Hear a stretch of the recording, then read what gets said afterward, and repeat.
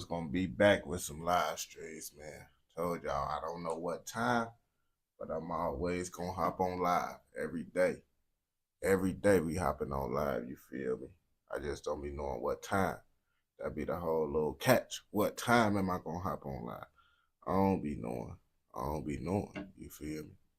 No one know. The world would never know, you feel me? But that's how it be. That's just how it be. That's just how it be.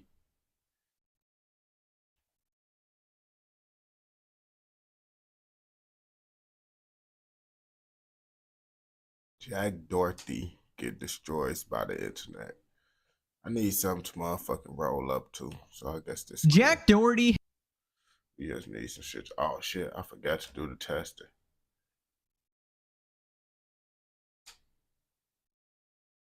Yep, I kind of figured.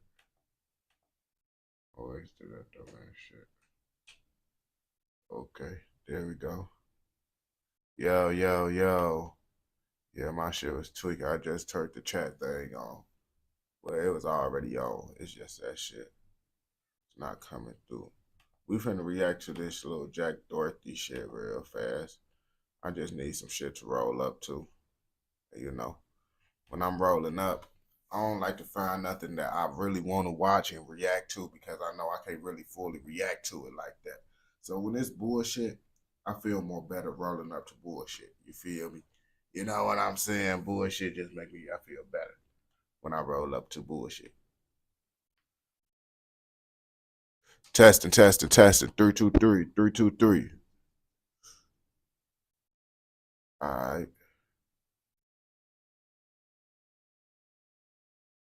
It's over with for Jack Doherty. Like every time I hear about him, it's not good. And guess what? I heard about him again, and it's not good. Now what he do this time? I don't know, but everybody getting on his ass, and we finna find out why everybody getting on his ass.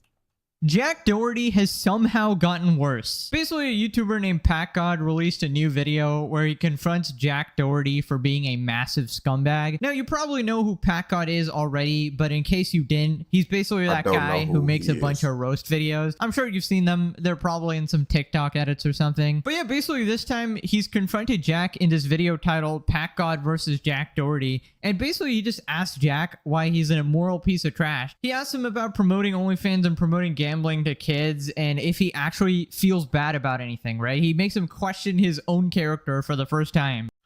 I mean, nigga, come on, bro. Everybody keep on talking about, oh, he promoted shit to the kids, this, that, the third. Listen, bro, a kid shouldn't even be allowed to, if I'm, correct me if I'm wrong, my nigga, kids can't get on OnlyFans. Kids not allowed to gamble. So you know what that means? It's the parents' fault if the kid is able to do that shit.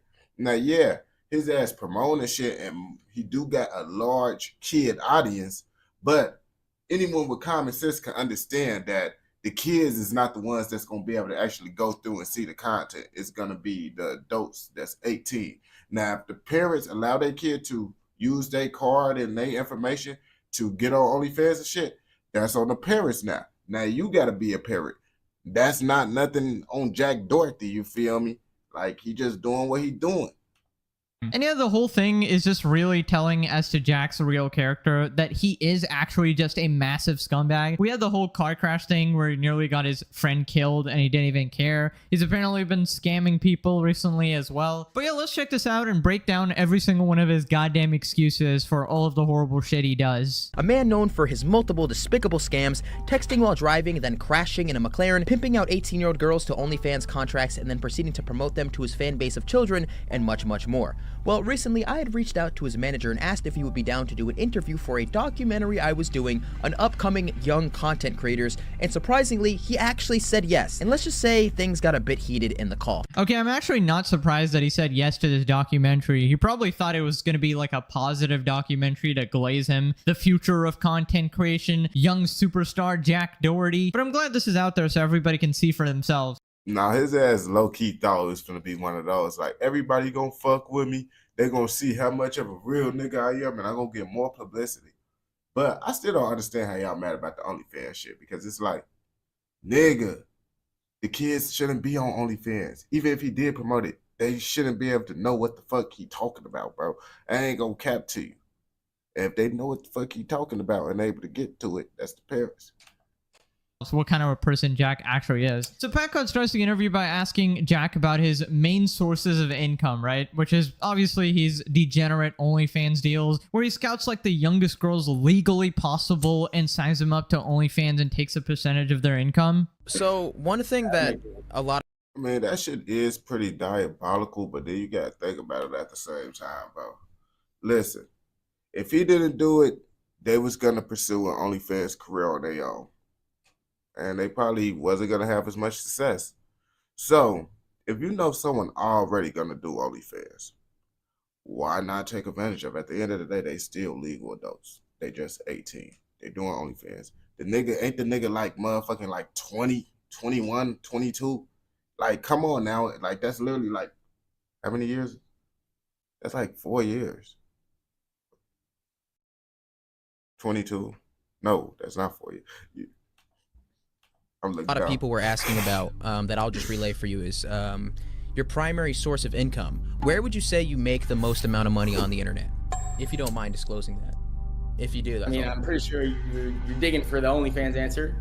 No, I'm kidding, but obviously, I mean, it's not like, you know, so that's not known. But yeah, I mean, a decent amount of my money comes from OnlyFans management and that side of things, but also a decent chunk of it, my monthly income comes from my own stuff. You know, I have a kick deal, I have a gambling deal, I have a YouTube channel and a bunch of other stuff. So I make enough money, you know, off just myself, but yeah, Okay. I also run a business because it helps me fund everything else I do, you know? Yeah, fund everything else I do. Of course, Jack wouldn't be able to fund the wonderful content he does if not for the scummy OnlyFans deals. What content, you ask? Harassing random people on the street, getting into car.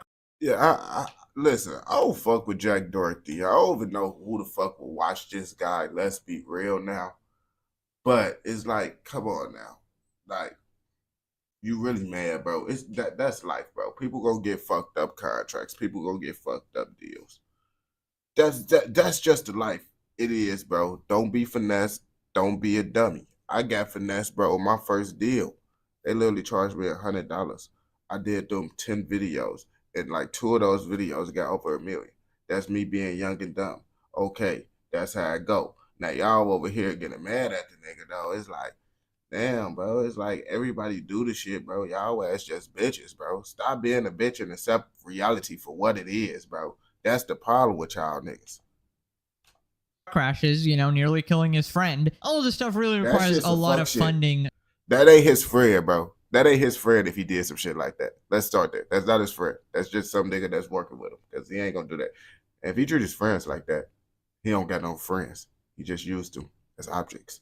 Obviously, because, you know, naturally everybody wants to beat this guy up, so he needs to hire 24/7 security so that he can actually bully people without getting his head shoved into I'll a do that toilet. later. This guy is so pathetic, it's not even funny. He's like trying to come up with a bunch of things as if he actually does anything else than just be a stain on this world. Anyways, after this, Pat God asks about the gambling deals, right? And how he is explicitly promoting it to children to get them hooked early, right? Because obviously nobody above the age of 10 is actually watching Jack Doherty as a fan. I'm sure he has a bunch of adult viewers that are hate watchers, you know, just to see if this guy conveniently, you know, got ran over by a car or something like that, right? But yeah, I don't think any full-grown adults are actually watching this guy, which he actually does admit that, yes, his fan base is actually full of kids and he will still promote gambling. So you said you had a gambling deal.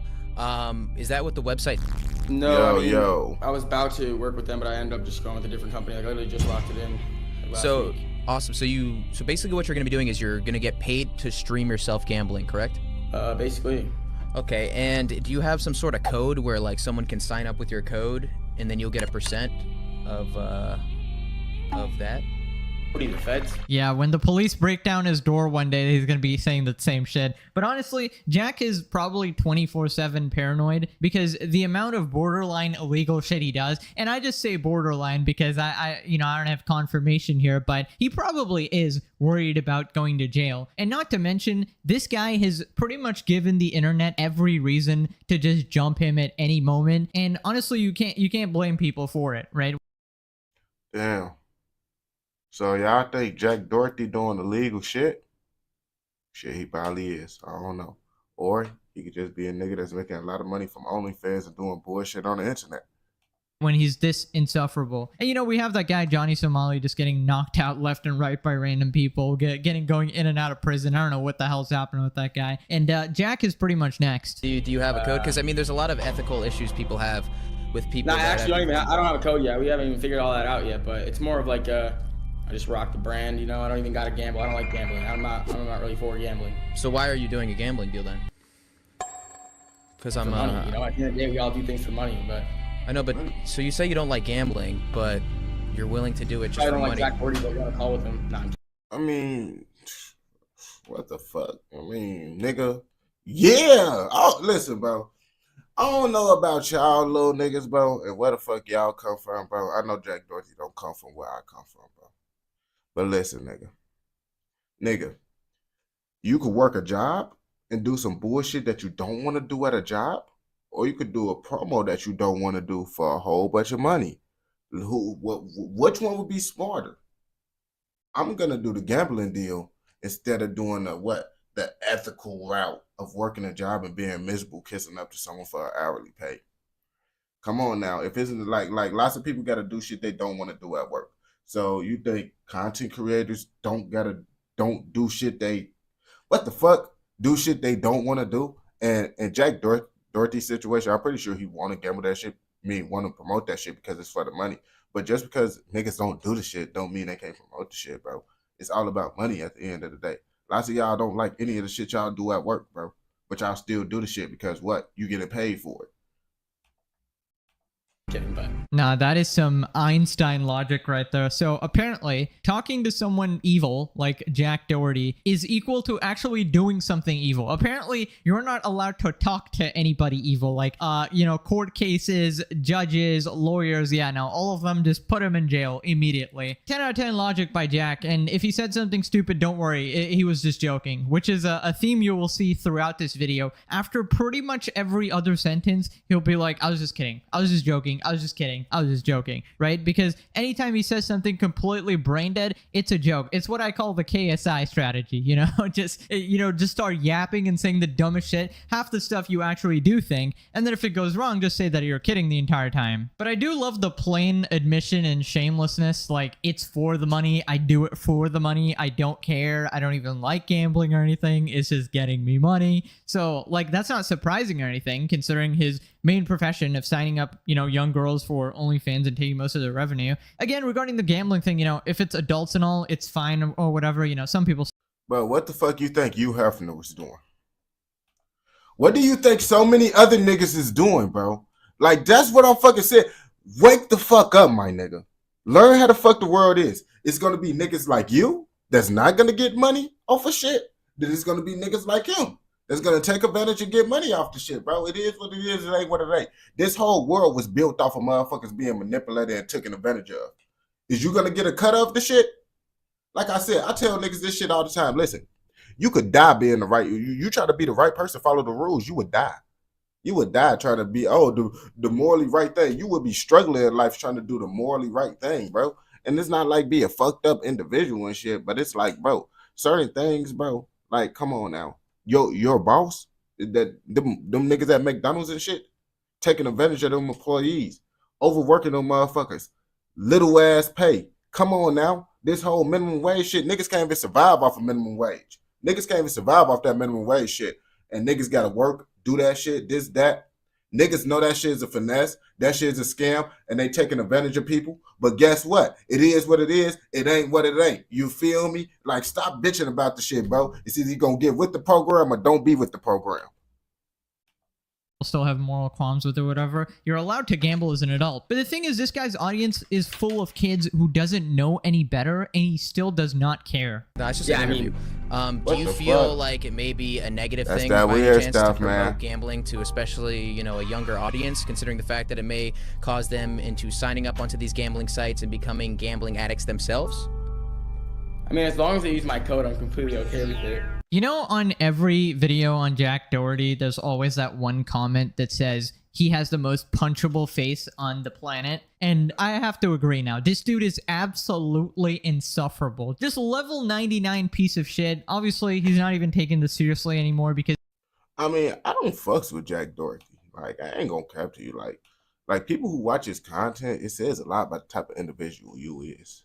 You feel me? But for you to get mad over him, just, you know, taking advantage of motherfuckers for doing the shit that everyone else do, like that's why certain niggas is in control now. It's a reason why certain niggas is in control of this country and there's other niggas that don't got no power. Because the niggas that's in control is willing to do the shit that the niggas that think is bad, not able, they like, oh, I won't do that shit. I can't do no shit like that. That shit fucked up. And then the other nigga go do that shit, and now they got control over your ass because they willing to do the fucked up shit. And now they got the money on, they got the control. Now you looking stupid, getting bitched by the nigga that didn't give a fuck. That's how it go, bro. All them niggas that's rich as hell and shit, you think them niggas did the morally correct thing? All them companies motherfucking putting all them fucked up chemicals and shit inside our foods and shit and selling that shit out? No one do more shit inside the motherfucking industry, nigga. It's just fucked up, bro. But I accept reality for what it is, bro. I don't gotta, like, oh man, he's such a fucked up individual. Nigga, the whole world is fucked up. he knows if he actually confronts the shitty things he's done, he'll have to take accountability and face the fact that he's just a horrible person. Like, Pat God is out here saying, hey dude, do you know that what you're doing is really messed up and can lead to you ruining the lives of a bunch of kids who watch you, who grow up to then become gambling addicts? And this guy's response is, yeah, they just gotta use my code, bro. Like, he doesn't give a single shit, and honestly, I'm really... Oh my God, bro. Okay, listen, bro. I ain't gonna cap to you. Like, listen, gang. It's shit that come on, bro. When we watch like shows and shit back in the day, it'd be commercials that pop up and shit. You feel me? On the like certain programs and shit, and you would see commercials and shit, bro. It's like, oh yeah, certain parts of the movie and shit that they be like, damn, they know they not supposed to be having in the movie, but they throw that shit inside a kid movie anyway. Like, niggas do that shit, bro. Why they do that shit? I don't know. But Jack Doherty shit is not the worst shit, bro. Like, what he did, what he's doing, bro, what y'all saying is OnlyFans shit and all this little, bro, that shit is little shit. Really do your research on the fucked up shit that's going on. He's not that fucked up. Y'all just don't know fucked up. You feel me? That's the problem. really surprised that he hasn't left a call already, because usually when these kinds of people get pressed in interviews like this, they just leave the call or say that, oh, this is just a hater or something like that. But luckily we have a ton of footage of this, and Pat God essentially just keeps pressing him more and more, exposing how much of a scumbag he is, and Jack just sits there smiling and is like, yeah, I am just the worst, you know? So you're okay with them developing a gambling addiction as long as it financially benefits yourself? Bro, I don't think I'm gonna be starting anyone's gambling addiction. I'm not going that deep into it, bro. I'm just... Yeah, bro, he's not starting nobody gambling addiction. It's up to the parent. It's up to the parent. You see the whole thing with this? You see, this the thing. This is why everything is so fucking fucked up now. Because you see, back in the day, they put whatever the fuck they wanted inside that shit, bro. And it was up to the motherfucking parent to be like, no, that's not the right shit to do. That shit is not right on gang. And then you, as a parent, let your kid know that shit, bro. Yeah, sir, that shit that you see on the internet, bro, you're not supposed to do. I ain't gonna cap to you. Niggas always tweak. Niggas always see shit on the internet and do bad shit, bro. He is not starting again. I ain't gonna cap to you. I seen lots of fucked up shit on the internet, bro, as a kid. And I never once been like, oh yeah, I'm finna go do that shit. I wanna do that shit. What the fuck? My dad is addicted to gambling, and I don't want to gamble, gang. That nigga be gambling and all that shit, saying he be making money, nigga. And he was doing this shit when I was a kid, too. What the fuck? It's just about being a strong-minded individual. Lots of y'all is some weak-minded pussies. on gang. I'm talking about I had to be strong-minded at like 5, 6 years old. So that's why I'm not getting influenced on all this goof ass shit, bro. The only thing that damn near influenced me was some motherfucking anime. Let's start there. And the anime shit, I already knew. I wasn't running around doing all that dumbass shit thinking I was really into anime. I was just motivated, you feel me, by the anime. Trying to get a bag. But if you get, well, I mean, at the end of the day, I'm just curious, why do you keep saying at the end of the something day, and then you saying I'm just kidding you can't after? control what people do online. You know, if I'm gonna get someone if I don't get someone into gambling because of my videos, then someone else is gonna get that person into gambling. Yeah, but you because can of their videos, influence what people do online, right? Like, you can influence Yeah, for someone. Like, sure, somebody but, can be like, I'm Jack Doherty's biggest fan. I'm watching Jack Doherty gamble right now. This looks so cool. So now I'm going to go gamble myself. And I may be using money that I don't have because I'm not rich like Jack Doherty and I'm not playing with house money like Jack Doherty. I know. That's a personal problem. That's a fucking personal problem. Y'all, the thing is the lack of accountability with y'all bitch ass niggas, bro. That's your fault. If you know you're not supposed to be gambling, bro, and you still going to go gamble, bro, and you let this little cornball ass nigga be the reason why you gambling, bro, use a fucking cornball. I would never let no nigga like this influence me. I ain't gonna cap. Even when I was a kid, I didn't never look up to no niggas like this, bro. On game, I ain't gonna cap to you. I used to fuck with motherfucking iCarly and shit. And iCarly said some shit, bro. I want to be like, oh yeah, I'm finna do that shit just because I fucks with iCarly. Like, nigga, no. Use a fucking cornball, nigga. A cornball. Nigga. And I'm talking about when I was a little kid, bro. I wasn't no cornball, bro. I always just wanted to be myself, bro. I ain't never want to be nobody else as a kid, gang. But I feel that's why I think this way now. But you letting this nigga influence you, bro, actually it's the parents' fault. Why is your parent even letting you be influenced by this nigga, bro? That's where they fucked up right there. No, not to gamble. Obviously I have a lot of money and I don't gamble. Like, Not gonna lie, I'd argue that every time you harass somebody in public, that's a pretty big gamble, because that might lead to someone someday absolutely knocking you on the head. So I don't know, maybe you're not really gambling money, you might be gambling a fucked up brain for that. injury. I'd say. Anyways, just breaking down that other part, this moron is so detached from what he's doing, it's actually crazy. So he knows that he influences people, and that's why he's getting paid money to do this shit, right? Money that is directly being lifted from his audience's wallets, because that's exactly how it works. It's not like, oh, I do a gambling sponsor and it's just over. When that gambling sponsor pays you, the money they are giving you is money that you will be making them from your audience losing money on that gambling website or gambling whatever it is. Basically, your fans... Nigga. Okay. So all them little like listen. If this the case, listen, think about it. Think about this shit. Think about this shit real fast. Lots of kids watch motherfucking UFC and boxing.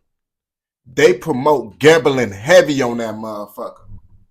So now, since boxing and shit, no, they got, even though it's lots of adult audience, they got lots of young audience too. They shouldn't, all the sports programs shouldn't promote gambling because they know kids be watching their programs too. Come on now, y'all ass sound like some fucking goofies, bro. Goofies, bro. I ain't gonna cap to you. are going to be wasting money on these websites, which is the money they are paying you essentially. In fact, more money, because they'll always want to make a profit. So essentially, you're just robbing your own audience of money and putting it into your... Exactly. No, nigga, he is not robbing them. Come to the hood and we'll show you what the fuck robbing is. That's not robbing, nigga. Those are niggas that be like, damn, I want to try the shit that he's talking about on his platform. And if they try to do that shit, you got to understand, you putting it as all bad aspects. Like, oh yeah, these niggas losing money, this, that, and the third. Now, what if these niggas motherfucking started the little gambling shit and they start making hella money on off that shit and it was going good for them? You feel me? Then what? You see, it's just risk with everything. Some niggas gonna be good at the gambling, some niggas gonna be trash at it. I tried the little gambling shit out, bro. I was trash at it. I stopped that shit, bro. Now, if you can't stop that shit, knowing that you trash, bro, that's on you. I ain't gonna lie to you. Pocket. It's just with extra steps over here, and you're not even providing them with a product or service or game or anything like that. This is just into the void. It's gambling money. It's just gone, you know? In fact, speaking of gambling, crazy timing, but I literally just got offered a DraftKings sponsor just a few days ago. And they literally pay crazy amounts of money. We pretty much all know this. Anything to do with gambling is just insane amounts of money. Like XQC got like $100 million for it, although that was like a platform deal as well. But obviously it was funded by gambling or whatever, which is why so many creators take it, right? The rates they give are so absolutely absurd. You wouldn't need to work for the next 5 years, if ever. But of course, I'm not going to take that shit no matter how much money it is, because at that point, I mean, how are you any different from people like Jack Doherty here, you know, where you're shit. Nigga, I ain't gonna cap to you niggas. Like y'all gotta be real. It ain't no, that's what I'm saying. Y'all gotta watch these videos to know me. It ain't no faking it with me. Hey, boy, it's about money, nigga. I wanna live, bro. I've been struggling my whole fucking life, nigga. I'm trying to figure out how I feel to not struggle, nigga. Y'all should be happy for a nigga getting that money out, bro. Now that nigga, he probably didn't struggle enough in his life. That's why he turned it down deals and shit like that. That nigga had a good life, bro. He ain't see the shit I see. So that nigga could turn down deals. But you be inside a certain position, nigga, that's a blessing, nigga. What the fuck? To promote gambling, and gambling being promoted everywhere, nigga. So what's one more you gonna hurt, nigga? It ain't gonna hurt nothing. It's gonna give you more money, and you gonna promote the shit that Ben was getting promoted everywhere. selling your audience out for money, and then even if you got that massive bag, it's just not worth it because, you know, you've just sold your soul. I'm not selling my soul out to him, bro, because I feel like, nigga, you don't gotta do that shit. That's why I'm trying to tell y'all, nigga, like y'all gotta understand how the promo shit work, you feel me? Most of the time, it be like little flat fees and shit, you feel me? They get their little flat fee, whatever the fuck. Nigga, they gonna get they little money on, and they probably get extra money based off of how many off their commission and shit. You feel me? Woo wop the bell, right? But at the end of the day, they don't gotta do that shit. You still, bro, your supporters should know you just getting your money on. They don't gotta do that shit. They can skip right over that shit. Okay, like when I see niggas doing promos, guess what I do? If it sound interesting, I hear the nigga out. But if I don't want to hear that shit, skip over that shit. What the fuck? I ain't finna get over here. Oh my gosh, this nigga promoted gambling. He's selling out his fares. Now, if his whole page about promos and fake shit, but if he do like a quick little, woo wop the bam, check out this shit, and like, you feel me, like a little cut scene, whatever, that shit cool. Little 10-second cut scene, that shit cool. All that shit turn to your whole platform about money and promos, that's a different story now. But if it's some little shit, just skip over that shit, nigga. It's not no big deal. Essentially, and then that money is basically tainted. I know like some people just don't believe in karma or shit like that, but I don't know, I think it's helpful to believe it, so you just stay away from dumb shit like that. But yeah, honestly, his explanation is so dumb. He thinks that it's okay because he doesn't gamble in real life and he has money. How is that even relevant to the conversation? You realize your audience is different, right? After seeing your ads, they might actually go and gamble, and they actually don't have money because they are 5, all right? He also go and gambling because they are 5. Do you see how stupid you sound? Now, I don't think you understand. It goes back on how stupid you sound. Why is a 5-year-old able to go gamble? That's not Jack Doherty's fault at this point. That's the parents' fault. Like, y'all just trying to throw everything on this nigga. Like, come on now. It's the parents' fault if a 5-year-old able to go gamble. How that 5-year-old got money? That mean they taking their parents' money. Now, if your kid ain't stealing money from you and all that shit, you didn't raise your kid the right way. It all falls down on the parent at the end of the day.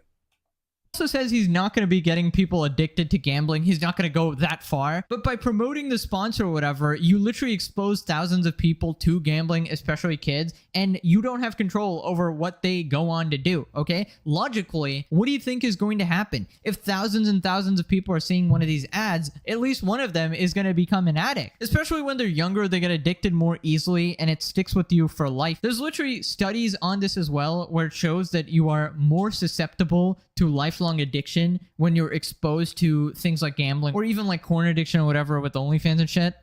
Like But you just so gotta you agree that have gambling is money you think that gambling is a stupid thing to do, correct? But I think you don't gotta understand, bro. Y'all don't fucking understand. Like, all this shit, you feel me, is like motherfucking this shit. Niggas, kids, I feel kids had like bad influences and shit back then too. You feel me? It's just the parents was better back then, so we didn't hear about it as much because the parents would just be like, "Oh yeah, my kid ain't watching that shit. My kid ain't gonna be around that shit." You feel me? But now they putting everything on the motherfucking content creators and the TV shows to motherfucking make sure it's child friendly and all this shit. And it's like, nigga, bro, you're supposed to know what the fuck going on, nigga. Yo. Now that's the difference if folks ass was on motherfucking Disney or some shit, but folks ass ain't no the Leaf. He ain't no Disney Channel ass nigga. He ain't no Nickelodeon ass nigga. That shit different, bro. I ain't gonna cap to you. Sure. So why would you willingly promote that to your fans? What? Because why not? No, I'm kidding. Of course he's kidding, guys. I can't believe you guys are taking this serious. I would have said, why the fuck not, nigga? Like literally, it's not no kidding behind that shit, nigga. Why wouldn't you take it? That's what I'm gonna ask him. Why wouldn't you promote the shit, nigga? He gonna say, oh yeah, because of the kids will go gamble. That's fucked up. They parents is allowing them to go gamble. That's all I'ma say at that shit. Seriously, put the pitchforks down. Stop typing the comment. He was kidding. He was kidding this entire time. Oh my god. So wait a minute, Jack. You're telling me the OnlyFans contracts are real. You know, the fact that you're promoting gambling to kids is real. But also, you're kidding. You know, anytime he gets any criticism, it's a joke, bro. What does that even mean? This is like shooting someone, wiping off the blood, and saying, I was kidding. Like, they're still dead, bro. Okay, this next part is absolutely insane. He literally admits he knows people whose lives have been ruined by gambling that are quite close to him as well, and still he continues to do it. But like, I mean, Wait, there's a lot of can I ask you a question? Why do you is that like a lot of trick? stupid, like I promote? Do I not promote OnlyFans as well? Like, don't mind me for that too, dog. I haven't even started this gambling thing yet. Oh my. Well, maybe I'm trying to help prevent you from doing it. Maybe I'm trying to help you see some reason with the whole gambling thing. Just because I personally know people that have ruined their entire lives over gambling. Trust me, I know too. I help people around me too that have the same problem. I know, but you just but do you see why that's so I'm gonna weird put though? them right back in once I get my code. Yeah, he's just never going to give a serious answer to this because he knows at that point he has to confront the fact that he's just a horrible person, which he will dodge until the ends of the earth, right? And I will never understand the logic of, I also know people whose lives have been ruined by gambling. I have so many friends who ruined their lives. I totally understand this. But also I'm going to keep promoting it so that other people can ruin their lives. Like, if you've seen firsthand how absolutely bad and life-ruining this shit is, then why do you continue to do it? Like, that's literally saying, hey, I'm fully aware of what I'm doing, and I'm still going to do it because I'm a massive scumbag. This is like saying your mom was killed by drunk driving, so you go out on the street and hand out bottles of alcohol to every driver you see on the highway. Like, what kind of reverse bullshit logic is that? I know people whose lives have been ruined, so I'm gonna go and ruin more lives. Also, we're not gonna brush past that comment of, come at me for OnlyFans. Like, goddamn, you know, calm down. We're gonna get to that too as well. We haven't even dissected this gambling thing, and he's already on to another one of his degenerate list of things. Like, don't worry, we can come at you for that as well very easily. Even I ain't gonna cap to you. I could tell this YouTuber, like, if I ever met bro in person, bro, I would not be cool with him, bro. I already could tell, like, the way he think, bro. He think like a little bitch, bro, on game. Like, I ain't gonna bap to you. Like, all that little pussy flow shit, bro, that he got going on, bro, that shit, I ain't gonna cap to you, nigga. It just boils down to the parents. like your girlfriend was equally morally bankrupt with them doing videos explicitly advertising to kids as well. I made a video on it before on Jack's supposed girlfriend promoting OnlyFans to minors. Would you rather have this girl or this Urus? I'm taking that Urus. Urus? Yep. All right. Would you rather have this girl or this McLaren? McLaren. McLaren? Oh, okay. All right, well, sorry. All right, would you rather have this girl or this blue Lambo? Lambo. Still? Still. Not good enough for you? No. Oh my gosh. Can men promote OnlyFans with 11-year-old girls? Yeah, I mean, it's just disgusting. You're making these innuendo videos with a literal 11-year-old and you're promoting adult websites in like the comments and the description and everywhere. Like, it honestly needs jail time. But I mean, I understand why like people mad and shit. But at the same time, I just not understanding the fact of the matter is it still fall down on a parent. So that's why I be like, bro, why are we talking about that shit? Like he ain't really doing nothing but just like the porn sites. Like nigga, they get that shit out there, they promote that shit, nigga. Whoever find that shit, they go to it. You feel me? Man, I ain't gonna cap to you, man. Kids damn near find out that shit. Motherfucking anyway, bro. I used to be on them random anime sites and shit, bro. You click on it, the random ad pop up to some sites and all that shit. Shit just be popping up and shit, bro. It's up to you to be like, all right, am I finna go through and do this shit or this, that? You feel me? And it's up to your parents to be monitoring you. Your parents got you out here making videos with OnlyFans motherfucking models and shit. Yes, Jack Doherty play a part, but that's the parents. Surprised this is not illegal, honestly. 99% gamblers quit right before their biggest win, huh? No, I'm kidding. Joke, don't put that in there. No, it's all right. Well, I mean, you're just kidding, right? So, I mean, how could anybody possibly fault you for anything you say if you're just kidding about everything you say, right? Exactly, bro. Case closed. I mean, where'd you learn that? Like, did you learn that from somewhere? Did you pick it up or did you create that yourself? Did your dad say he loved you once and then it just kind of went from there? Like, where'd you learn that catchphrase? You know, when this guy inevitably gets punched in the face by somebody, I hope the person just says they're just kidding, because then it would be a joke. Another 15 punches would also be a joke, because no harm done, according to Jack Doherty here. I don't know, I find it sad. He's like a husk of a person, honestly. He can't be serious for a single second. He's fully into the Jack Doherty persona. Bro, I don't know who the fuck Jack Doherty is outside of me watching these videos of him doing this goofy shit. Like, I know he's a goofy that make goofy content. Like, that's why I really know him as, you feel me? I just don't like the fact of the matter that everybody trying to put the blame on him when it fall down on the parents. I'm not saying the shit that he doing, yeah, he not supposed to be promoting the shit. But when all the blame goes onto him, the parents ain't gonna fix themselves. You feel me? Like, I feel like the main problem is not Jack Doherty, but the parents themselves that's letting them even watch this type of nigga. They know this type of nigga doing this type of shit. You can't watch it. I ain't gonna cap to you. I used to have to try to sneak and watch certain shit because my grandma I know used to be getting on my ass and shit about watching shit. Times different now. Parents don't be like that and shit. So it's like, man, that's the parents. Hides behind jokes and I'm just kidding to avoid any sort of real conversation. I don't know if you'll ever grow out of this, but I really hope so. A lot of people have, you know, some fault with you promoting OnlyFans to young children. What would you say to these people who'd say that, you know, that's an irresponsible thing to do? You know, making videos for young children with editing that's stylized for young children, and then at the end of these videos, what you're doing is promoting pornography. What do you say to that? Business, dog. What are you gonna do about it? It's just business? I'm kidding.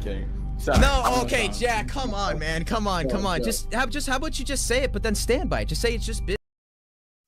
Right. He should have just said it's just business, though. That's like he just, yeah. This nigga Jack scared. Business, and then be like, it's just business. Just say, just be like, look, I'm gonna promote. Yeah, I don't know who watched like, Jack. It's just like at the end of the day, I'm gonna do what I gotta do. And Yep, that's exactly right. This is literally all just business for him. Despite the fact that he says he's kidding, he's obviously not. It makes him money. He doesn't care about anything else. And I'll tell you the actual problem that, you know, nobody's pointing out here. The consequences are far removed from the action. It's kind of like when a president launches a nuke to another country. For them, it's just pressing a button. But on the other side, people are blown up and dying, right? And families are like torn apart. The same thing is happening here for Jack. It's just saying a few words, listening to his managers, doing a couple. I ain't gonna cap to you, man. If motherfucking his ass doing that trafficking shit, that's a whole different ball game. But right now, folks is just a motherfucking nigga that's doing Hugh Hefner ass shit, bro. Motherfucking exploiting women that want to be inside the adult film industry soon as they turn 18. Lots of niggas be doing that shit, bro. Me personally, I wouldn't do no shit like that. But it's like at the end of the day, it's like Hugh Hefner did that shit. It's just, that's how the industry is, bro. It's like as long as folks says a forcing them to do no shit, and they doing it out of their free will and shit, he ain't doing no trafficking shit. Shit, I can't really even say nothing, bro. It's just that's how the world is, gang. Couple streams, signing a couple contracts. On the other side, people are literally ruining their lives and emptying their bank accounts. Even for the OnlyFans thing, it's just like, you know, this person gets naked and shakes their butt or whatever. On the other side, some kid is starting their lifelong addiction to prawn. So I feel like anytime you do these things, there needs to be a TV screen right next to you. Like, Man, as a kid, bro, I didn't even want to pay for no shit, boy. I always thought paying for that shit was cornball ass activity right there. Let's start there. As a kid, bro, I'll be like, if it's not free, I don't even want to watch it, bro. What the fuck? Like, nigga, y'all kids is different. Fucking goofies if y'all ask me, bro. Y'all over here stealing y'all mama money to go watch OnlyFans because Jack Dorsey said so. Boy, y'all some fucking goofies. Boy, if my mama ever found out I did some dumb shit like that, boy, she would beat the dog shit out of me. Boy, I would never watch Jack Dorsey again. Soon as she see that OnlyFans charge pop up on her card, bro. Cause you see, I don't know about them, but if your parents don't got no money, bro, they go see that charge. And when they see that charge, boy, you gonna get the dog shit beat out of you, my boy. You ain't gonna want to watch Jack Dorsey no more. But you see, Paris is not the same no more, and that's the motherfucking problem right there. Massive movie size that shows you the other side of what happens, and you need to be forced to watch it for 3 hours straight, right? You just can't hide from the consequences of your actions like this. Just be like, I'm gonna promote to kids because I want to make money, and that's it, right? I'm kidding. All right, ready? I thought they was all 18. You can't even do you can't even do OnlyFans if you're not 18. So how is he doing people that's not 18? You see, what I heard is what we going off the video. You say he didn't say nothing about underage women. He said young women, basically 18-year-old, 19-year-old, shit like that. Now all that other minor shit, bro, they didn't talk about that in the video. If he doing that, that's a whole different topic for another day. I don't know about Jack Dorsey. You feel me? What I know about Jack Dorsey is gonna be in these videos I react to. So everything I'm finding out about him is through these videos. So that's what we're gonna be speaking of, you feel me? So my opinion is based off of this video. If he doing some other wild shit, then my opinion would change once I react to a video of them talking about the shit, you feel me? No, you don't gotta look at it like that. There's a million people online that are social media influencers and they do OnlyFans. Like people that you don't even think do it. Like The classic, other people do it, therefore I can do it. Jack, did you know that other people commit murder too? You see, now that's a different thing right there, bro. Why is you even hanging out with 17-year-olds, bro? Now it's like, bro, if a nigga hanging out with 17-year-olds, bro, folks is a creep already, bro. It's fuck sign them to the contract, nigga. Why is you hanging out with 17-year-olds? That's a grown man. Let's start there, bro. Like, that shit just weird in itself. I'm thinking folks as just hanging out with 18, 19-year-olds on some you having to ass shit, bro. Okay, lots of niggas be fucking with them 18-year-olds and all that shit. I ain't gonna cap to you. And some of them niggas do be diabolical. Tiger, Boston Richie, them niggas diabolical with the shit.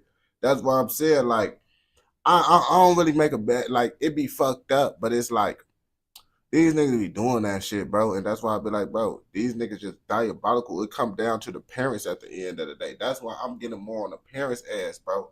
Boy, my 17-year-old daughter is not finna be hanging around no fucking Jack Dorsey. Man, what? Getting her ass beat. Fuck is you beat? Fuck is you talking about, bro? Like, that's what I'm saying, bro. Like, it's these goofy ass parents at the end of the day. My 17-year-old daughter is not finna be around no Jack Dorsey getting drunk. Plain and simple. It comes down to parenting because the world is fucked up. It's for you to be a parent and protect your kid from this fucked up world on game. But that nigga hanging out with 17-year-olds and all that shit's still weird, fucked up. But shit like this wouldn't be happening if we had better parents out here. But these parents don't want to be parents. And now they 17-year-olds out here hanging around Jack Dorsey and shit, bro. Let me find out my daughter hanging around beating her. She grounded. And on game. She's grounded till she's 25. Fuck, I don't even care if she legal. Getting on their ass. Are you gonna follow in their footsteps? Such a stupid argument every single time. Well, other people are doing it, therefore why don't you go cancel them? Would you say Nah, folks says, bro, you already know a nigga on some weird shit if you hanging out with a 17-year-old, bro. Like, it's like you already know the nigga on some weird shit, bro. Like, I'm thinking he hanging out with 18-year-olds, but if the nigga hanging out with 17-year-olds, bro, you know some diabolical shit is happening. You already know folks is on some weirdo type of time. Let's be real. If I'm hanging around a 17-year-old and I'm not related to that 17-year-old, or that 17-year-old is not like a motherfucking friend of one of my motherfucking family members, and that's why they around, that's the only way I'm gonna be around a motherfucking minor. If you around a minor, bro, you's a fucking weirdo. I ain't gonna lie to you. that if you were to look in the mirror right now and you see yourself in the mirror and you say, I'm proud of who I am today, would you say that or not?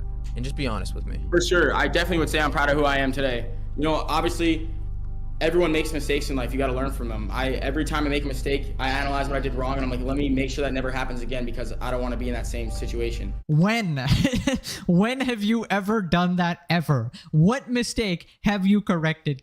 Send me a clip. Jesus Christ. What situation have you actually learned from? What a bunch of baloney. Which self-improvement book did you learn from that? You have implemented absolutely zero of what you are saying. Like, learning from your mistakes, my butt, bro. Continues to do the same shit every single time. What? See, the logic is I'm saying, why is a 17-year-old on their 17th birthday sign without talking about it to her when they're 17? What you mean? I already said, bro, if they 17 hanging out with, bro, obviously, bro, the nigga, they was talking, bro, on some weird shit. Like that shit, like, you feel me? Like, it's common sense. I ain't gonna cap to you, bro. If the nigga hanging out with a 17-year-old, bro, you already know folks is on some weird shit, bro. And then he signed him to a contract. Let's be real. He was also Boston Richie, Tiger type shit. That's why I started naming them rappers, because them rappers literally basically did the same shit in a way. You feel me? Diabolical ass weirdo shit. Now, all right. Now, I like, this is the last time I'll say this. I don't want to sound like a broken record, but since, you know, I admit it, you admit it, our fan base is made the majority of kids. Do you think that it would be unwise to promote gambling and OnlyFans? Bro, I to haven't kids? even gotten a penny from this gambling deal yet, dog. Why are we still on this topic? All right, can you calm down, buddy? All right. Nah, I don't know why. Wait, were you just? Wait, all right, please tell me you were just kidding there when you got angry, right? Were you just? Nah, Kidding? I was just kidding. Yeah, yeah. I wasn't getting angry, bro. I I'm hope just you're helping just kidding, you. right? No, how your about you? attention, How dog. about you back up? How about you back up? You're getting a bit close. I can see your. How about I'm gonna get my I security can- guard, dog. I can see your butt chin in the camera. I'm good off that, little bro.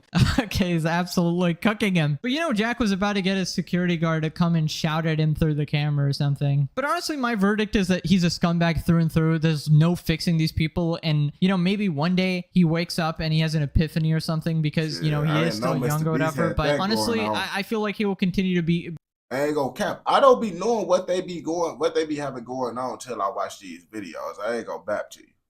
a bottom feeder for the rest of his life. Anyways, after this, PatCon asks him why he thinks he's successful, and then suddenly he has so much to say. 10 years worth of yapping about how he's so successful, his genius, hard work, and everything. You exploit brain-dead kids. That's how, okay? That's the answer. So then PatCon goes on to do his signature roast. I'm not going to play that part, obviously. You know, go check out his video if you want to see that. But here's what people are saying in the comments. Jack Doherty burns down a children's hospital. Nah, I'm kidding. It's just a joke, guys. Hope Jackson finds out his bodyguard can't block bullets. Jack Doherty saying anything shady. No, I'm just kidding. He is just kidding, guys. Everything he does, his life is a joke. You look like Justin Bieber. All right, bro. Jack Doherty, bro, after reviewing this video, folks says is a cornball. Like I said in the other video I reacted to him, he is a cornball. But if we keep on blaming Jack Doherty for all these fucking problems, bro, the parents is never going to get better. That's the whole point of me talking about the parents for the whole point of this video, bro. Not because Jack Doherty ain't doing some goofy ass shit. It's because your parent is supposed to make sure you not exposed to that goofy ass shit. You feel me? Because it's always going to be goofy ass shit in the world. It's always going to be weird ass niggas riding around outside white bands trying to give you candy and shit, snatching you up. It's up to you as a parent to make sure your kid ain't around that shit and exposed to that shit, you feel me? So everyone talking about how Jack Dorsey needs to change, Jack Dorsey needs to do this, and all the kids falling victim because of Jack Dorsey. We ain't gonna never get better because everybody focusing on Jack Dorsey and no one is focusing on the parents, making sure, like, if the parents did what they're supposed to do, Jack Dorsey will be relevant because parents would be on top of that. It would have been a mass cancel, but obviously they don't really give a fuck enough, you feel me? Because I ain't gonna cap to you. Parents just don't give a fuck like they used to. And that's the whole problem right there. So now they watching Jack Dorsey's and shit. Why the fuck is kids even watching Jack Dorsey's, bro? Why your kid even want to watch Jack Dorsey? When, well, it ain't no good cartoons out here no more like it used to. You feel? Because I'd rather just watch cartoons and all that shit, man. Appreciate it, my boy. Much love. I'd rather just want to watch cartoons and shit than watch Jack Dorsey, or anime. But these kids different now, man. Like, nigga, you can watch motherfucking at least shit. Kaisa, shit. I'll watch Ninja. I'll watch Ninja ass before I watch motherfucking Jack Dorsey. I ain't gonna cap to you. I'll watch Ninja before I watch Jack Dorsey. You feel me?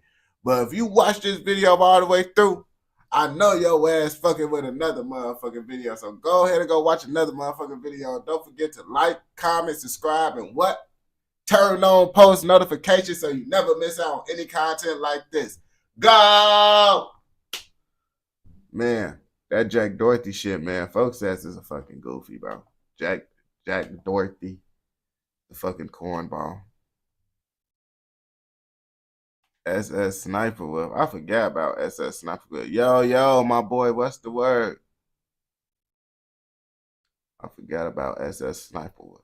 But I keep on seeing all these videos of Ice Spice popping up on my shit. Bro, this nigga made a video about how the YN epidemic started, bro.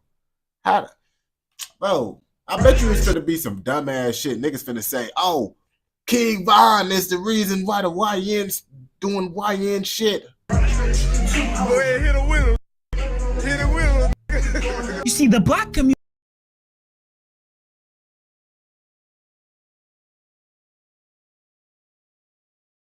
Man, everybody be trying to say the YNs be like, shit, I don't be knowing, man.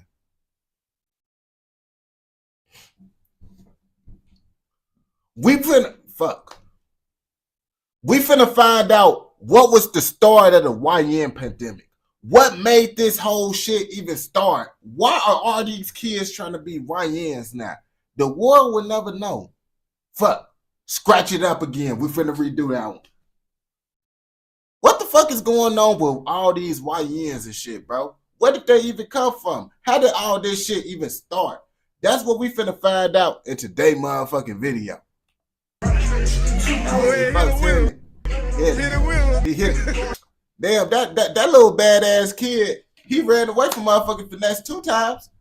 He said Finesse 2 times wasn't giving him no more money. Folks ass ran. Ha! He shitty as hell. I ain't gonna back. You see, the black community has an extremely pressing issue because for the past year or so, everywhere you looked online, people have been using this term YN or YNs, which is an abbreviation for young niggas. And you might be wondering, what exactly is the issue here? Black people call each other the N-word all the time. A little while back, we even had the term young rich, which was super popular. And see, the problem we're searching for all starts with 2 people. And don't worry, I'm gonna cover the second person later on in the video, but the main character of this story is a 16-year-old kid who goes by the name of TK. See, TK had a really rough upbringing, and he was looking for ways to make money. So his friend hits him up and asks him if he wants to be a part of a plan. So we hit it. So we finna say motherfucking. That's why I said YNW Melly too. But we finna just put the blame on TK now. TK is the reason why these young niggas is wild. Okay.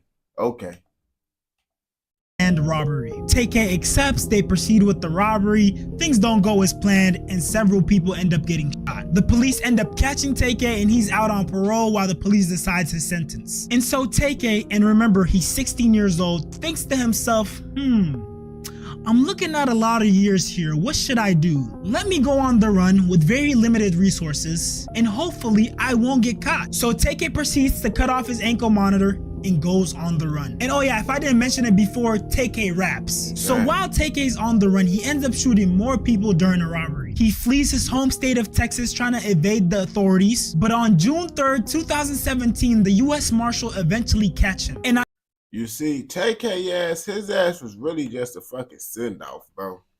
His ass was a fucking send-off, bro. I don't know who the fuck sent them off, but his ass got sent off. I ain't gonna lie to you, man. Whoever the fuck convinced your ass that shit was cool. That's why I say you need to have the right crowd of people around you, bro. Because if you don't, you gonna do goofy ass shit, and no one ain't gonna tell you that you doing goofy ass shit. Because if TK was my homie, I would be like, gang, you's a fucking goofy, bro. Your ass already finna spend your life in prison. That's why your ass on house arrest right now. Your dumb ass.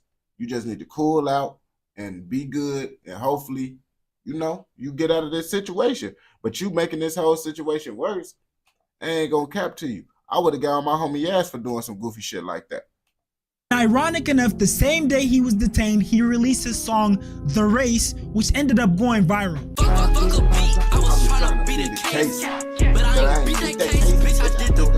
I'm talking millions upon millions of listeners. And you see, what made TK's story so compelling was that he was rapping about doing the race while actually doing the race. You see, for a lot of people, especially my age, that was the first time we had hard evidence that someone was living the lifestyle that they were rapping about. And I won't lie, everyone in my age group thought he was cool as hell. I remember in the midst of this TK situation, my middle school friends and I would update each other about what happened to him. And we wouldn't get to have that experience again until a while later with YNW Melly, who was also a rapper that allegedly had some bodies under his belt. How many personalities do you have? 6. What are the 6? I can only reveal 3. So tell me the 3. You got Marcus, you got YNW Melly, you got Melvin. So what are the 3 personalities? I mean, bro, you trying to say this YN pandemic, you saying these rappers and shit, you feel me, it's the reason, bro. Boy, these young niggas Ben was tweaking in Chicago, bro. Yo ass better come in Chicago, cause it's like, I remember when these rappers was coming out, it was young niggas tweaking in Chicago when this was like my sophomore year in high school and shit, when TK came out. And then YNW Melly, that shit was like junior year or some shit, bro. But yeah, bro, niggas Ben was tweaking. Them young niggas Ben was tweaking. I promise you, YNW Melly was not the reason why. And TK was not the reason why. Silence, like what's different about each one? Melly, he just, you know, he cool, he funny. Marcus, he the one like, I be in disguise and you can't really tell who I am. I don't know what doing the some fuck regular you're people talking shit. Melvin, I only let him out at nighttime and I need to stop doing that. See, for a lot of people, especially from Gen Z and Gen Alpha, TK was the first YN. But the thing about TK's situation is he crashed out and ended up going to jail super early on. So he didn't get to have as much influence on the generation as this next person, King Von. If he wanted you out of there, he'll go do it himself on feet by himself. What I was gonna tell y'all, they was gonna add King Von to the shit, bro. They was gonna say King Von, bro. They say King Von, Lil Jon. All this shit is cornball shit, bro. These niggas is not bro. If these niggas is the reasons why you acting wild, you tweaking on the streets, you is not a real street nigga. You is a fake nigga trying to be a street nigga. These niggas is not the reason why these niggas is out here gangbanging on the block doing that shit, bro. I'm telling you, bro. These rappers the reason, bro. They not about that life for real. I ain't gonna cap to you. And King Von, his ass was older when his ass started becoming viral, but I guess he said King Von influenced the young niggas. Many black people and bragged about it. Something was wrong with him. That's not human, man. You're not regular, man. It was the devil, man. That was the devil, man. Von was different. Like, when shit happened to Von, ain't nothing happening to Von. Cause he different. Like, he was different from, like, he was always on a different type of timing, for real. Brief intermission. I'm trying to get to 100K subs, so I'd appreciate it if you like, comment, subscribe on this channel and on my reaction channel, 4D Shams Live. Also, join my Discord and follow me on Instagram. Love y'all. Von gave me a lot of passes. He could have me a couple times. I was happy as hell when I found out Von was dead. I cooked for that. Bro, they be talking about King Von like folks ass was an evil villain or some shit. Like, what the fuck? He's super Dr. Doom or some shit. The whole day. I was relieved for the community, man. Because he was over there torturing them guys, man. I ain't gonna lie to you, man. That documentary proves everything to be true. He is a serial He said, and why he was Chicago a demon in doing human form. interviews? shit, I ain't gonna cap. Lots of them niggas, they money on be dried up, bro. Them niggas don't be having that money on off they raps no more. Was it ever a money thing for you? Like, nah, it was just fun, really. So you was in jail for 2 months? Yeah, 1 and 2 attempts. And honestly, when it comes to Vaughn, if I give you guys the whole rundown on his story, this video might get flagged by YouTube. But just know he had a lot more than just one. Matter of fact, after he passed away, detectives solved some of the murders that he committed, hence they started calling him a serial killer. But see, although TK and King Von had a lot of similarities, they had one big difference. King Von was free during the majority of his rap career, and although it was short-lived, King Von made a lot of noise. Just like with TK and YNW Melly's story, where you have hard evidence that these rappers are actually living the lifestyle they rap about, Von's story followed the same path. But I don't feel like this why I feel like.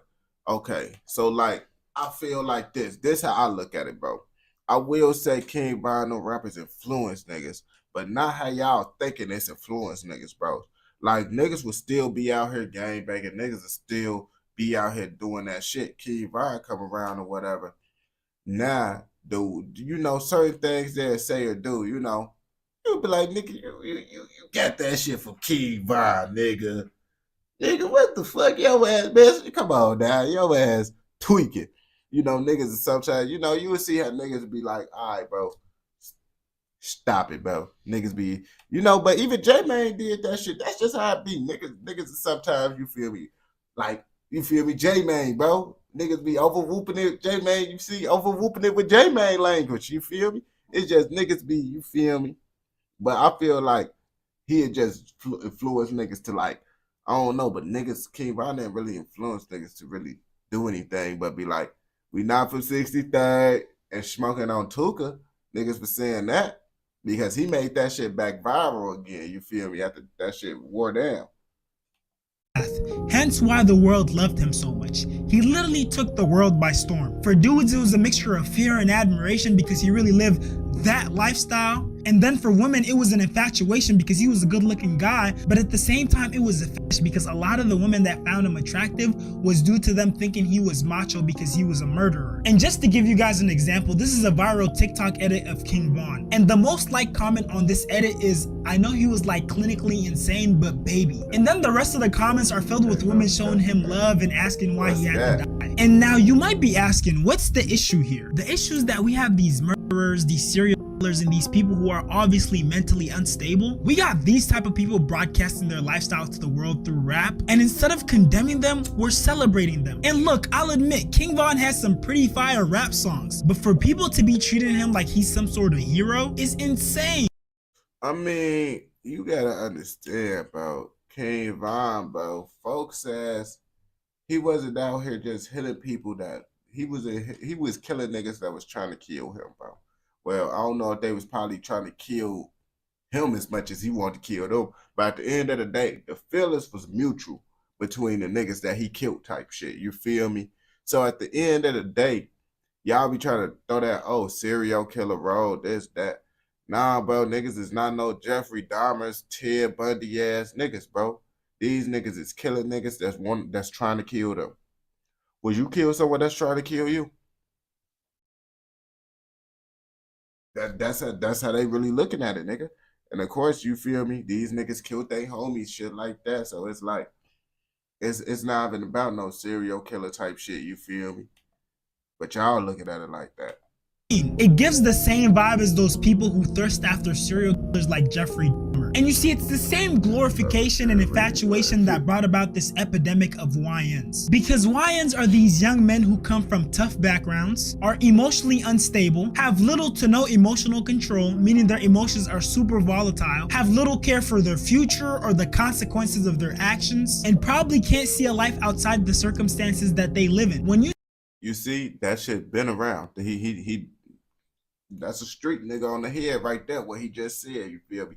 But that shit been around. I don't think it was because of these rappers, you feel me? Take that type of kid and show them all the glory and respect that comes with living a life like King Von's. The result is a bunch of young men who are willing to throw their life away just to live up to that image. And just to put it into perspective, think about that one kid in your class growing up who you could tell comes from a troubled background and was acting up for attention. It's the same case with these new age troubled young men. Due to the influence of rap and social media, which has glorified it so much, young men have started defaulting to the YN lifestyle. And part of the reason why is because it's super appealing. You're gonna be feared and respected by dudes, and girls are gonna think you're super macho. But all that aside, they're also living off the high of all the attention and validation that they're receiving. And look, don't get me wrong, I'm not trying to say that this idea of YNs is something new. There have always been these crash outs, these hot-headed young men who are willing to kill someone. A perfect example is young Snoop Dogg. Before he took up the mantle of Unk, he was a menace. But see, in today's world with rap and social media and the way that the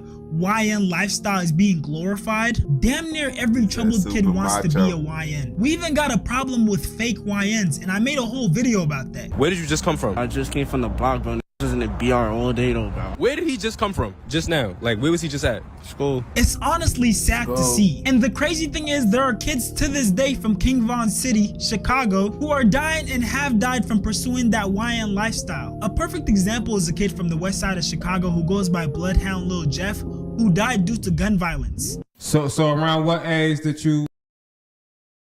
I don't think Lil Jeff was from out west, gang.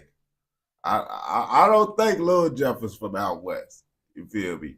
I mean, because I know Bloodhound area is not out west. That's not out west. If you try to say, if you maybe he said a different area before Bloodhound, but if you talk about the Bloodhound area, folks ass is not from out west. He say he from Bloodhound, so he's not from out west. I ain't gonna cap to you. Did you jump off the porch and start hanging out in the streets? I'm gonna say when I came outside for real, I was like 18 type shit. Okay. I just turned like 18. Okay. But the shit I'm doing now is shit I've been seeing my whole life, you know what I'm saying? I told you I got an older brother. So this shit ain't nothing new for real. It's the same shit I've been seeing. Everything I was doing, I just saw already. What's your highest level of education? High school. I graduated high school. Okay. And look, he obviously jumped in the streets for a reason, but it still sucks to see that he graduated high school and could have went on to become something much greater, but he ended up losing his life in such a tragic way. And outside of that, he was rumored to have unalived 10 people. I feel if I get mad enough, the shit will start happening. And y'all know this by now. I went black for like a week, and poof. Gotta go after that one. You see, like niggas, bro, that's what I mean. Niggas think Lil Jeff is the reason why niggas doing street shit. Because you would see a street nigga doing poof, niggas go. Now you think the nigga, the whole street persona is based off of Lil Jeff. No, they just be like, that's actually pretty, man, let me start doing that shit too, you feel me? And that's all it was. Poof. I came back. Poof. Them niggas though. And I know it's gonna be some person in the comments talking about they were his ops this, they were his ops that, but honestly, get out of here with that. A lot of these guys probably would have been friends if they were just born 2 blocks down, and that's the sad reality of things. And now to the most important part.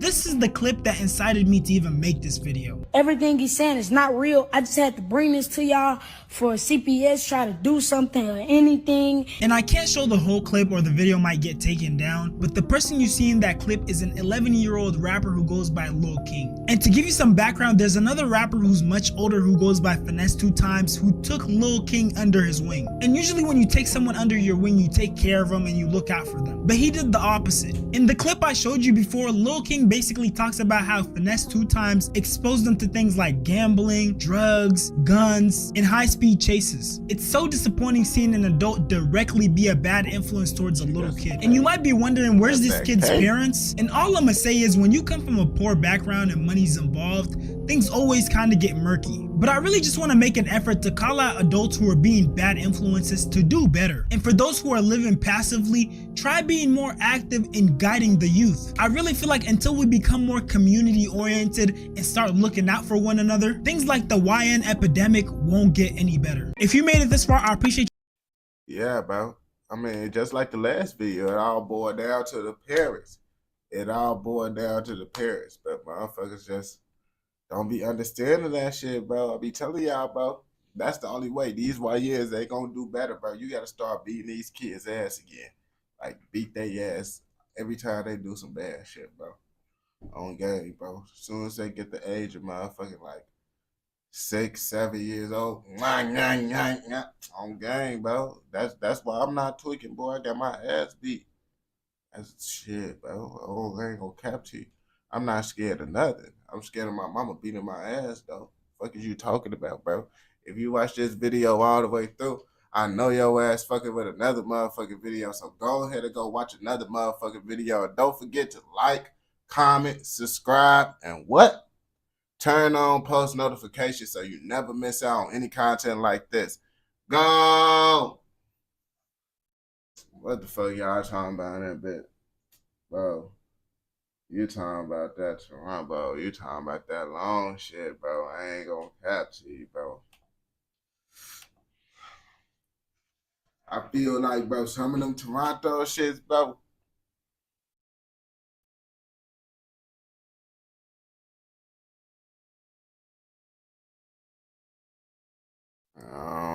Let me see, bro. If it's 30 minutes, I guess I'll down there since y'all been asking about folks.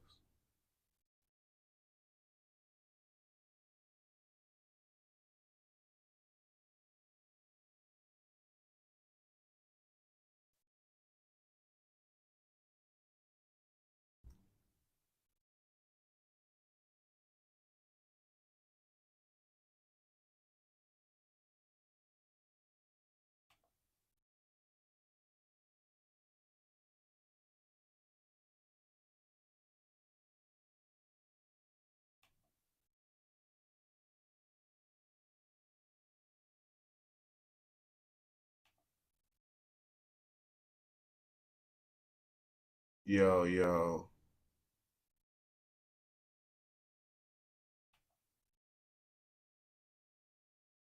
So motherfucker said K Money is tweaking in Toronto. I don't know who the fuck K Money is, but lots of motherfuckers telling me I need to do my research on him. So now we doing our research on him to figure out who the fuck he is and if he really that savage.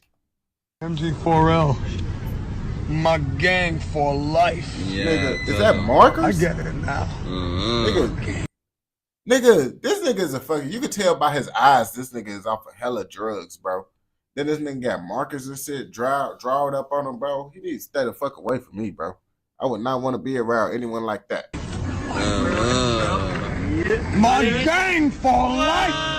We're tracking a developing story from the streets right now. A police chase has ended in a crash and 3 arrests after officers received calls that shots had been fired in the downtown core. Yeah, do this shit so they can make music and so they can rap about it. No, brother, it's not like that, brother. It's we live what we rap about. What can I do? Approaching another man on River Street near. I mean, yeah, lots of niggas be thinking, shit, some niggas do be trying to do shit just so they can put it in their raps, but that's a goofy ass nigga. Lots of motherfuckers is not doing that shit. Them niggas end up doing the shit, then they be like, I can rap about that shit. I could put that shit in a song on gang. Hell yeah. But I don't think niggas just doing shit like that. Just like, oh yeah, I'm finna go do this shit so I can put it in a song. I feel niggas is just rather just lie than actually go do the shit. Near Girard just before 1 o'clock Wednesday morning. Now, one of the men can be seen pulling out a gun and appears to pull the trigger, but the gun doesn't fire. Baby girl, I wanna know the reason. Every time you see me with my money, you be preying. We was turning up and shit. But that shit lame as hell. Motherfucker used to. Sharif Muhammad, better known by his stage name Casper the Neighborhood Ghost, is a rapper and songwriter from Toronto. He gained recognition in the city's underground rap scene with his unique melodic style that blends elements of drill, trap, and street rap. His younger brother Kareem Ala Muhammad, otherwise known as K Money, is also a fellow rapper and certified hitmaker. He is best known for his record, Come Outside, which captivated the ears of rap fanatics from Toronto to Europe. Aside from being known for their musical talents, the scene labeled the brothers as crash outs after they engaged in a wild high-speed chase across Toronto's downtown core during the peak of their success. We'll get into that later, but I think it's safe to say the brothers probably have the wildest come up out of anyone from the Six. Come on, y'all. Too bad to be true. Let's bust this too. The story of Casper and K-Money's musical prowess begins with their father Jeremy Robinson, aka Lyric J. As a member of the Toronto-based teenage hip-hop group, Too Bad to Be True, Lyric J experienced a decent level of success in the music industry at a very early age. His group released an album in 1993 titled One Track Mind, which won an award for Rap Recording of the Year at the 1994 Juno Awards. The group received significant airplay on the Canadian music network Much Music, but consistent with the commercial struggles faced by Canadian hip-hop at the time. They received almost no commercial radio airplay in Canada outside of the Toronto, Vancouver, and Montreal markets. And so, the group only lasted 5 years and disbanded by 1995. Damn. Fortunately for Lyric, I mean, shit, them boy band things, them shit wasn't gonna really last that long anyway, niggas. That old ass shit, bro. If you was doing a boy, man, let a nigga come out trying to do a boy band now. Niggas ain't gonna fuck with that shit. I mean, they might fuck with it just because it's different. J. His musical capabilities would be passed on to his sons Casper, who was born the following year on March 4th, and K-Money, who was born 3 years later on September 15th.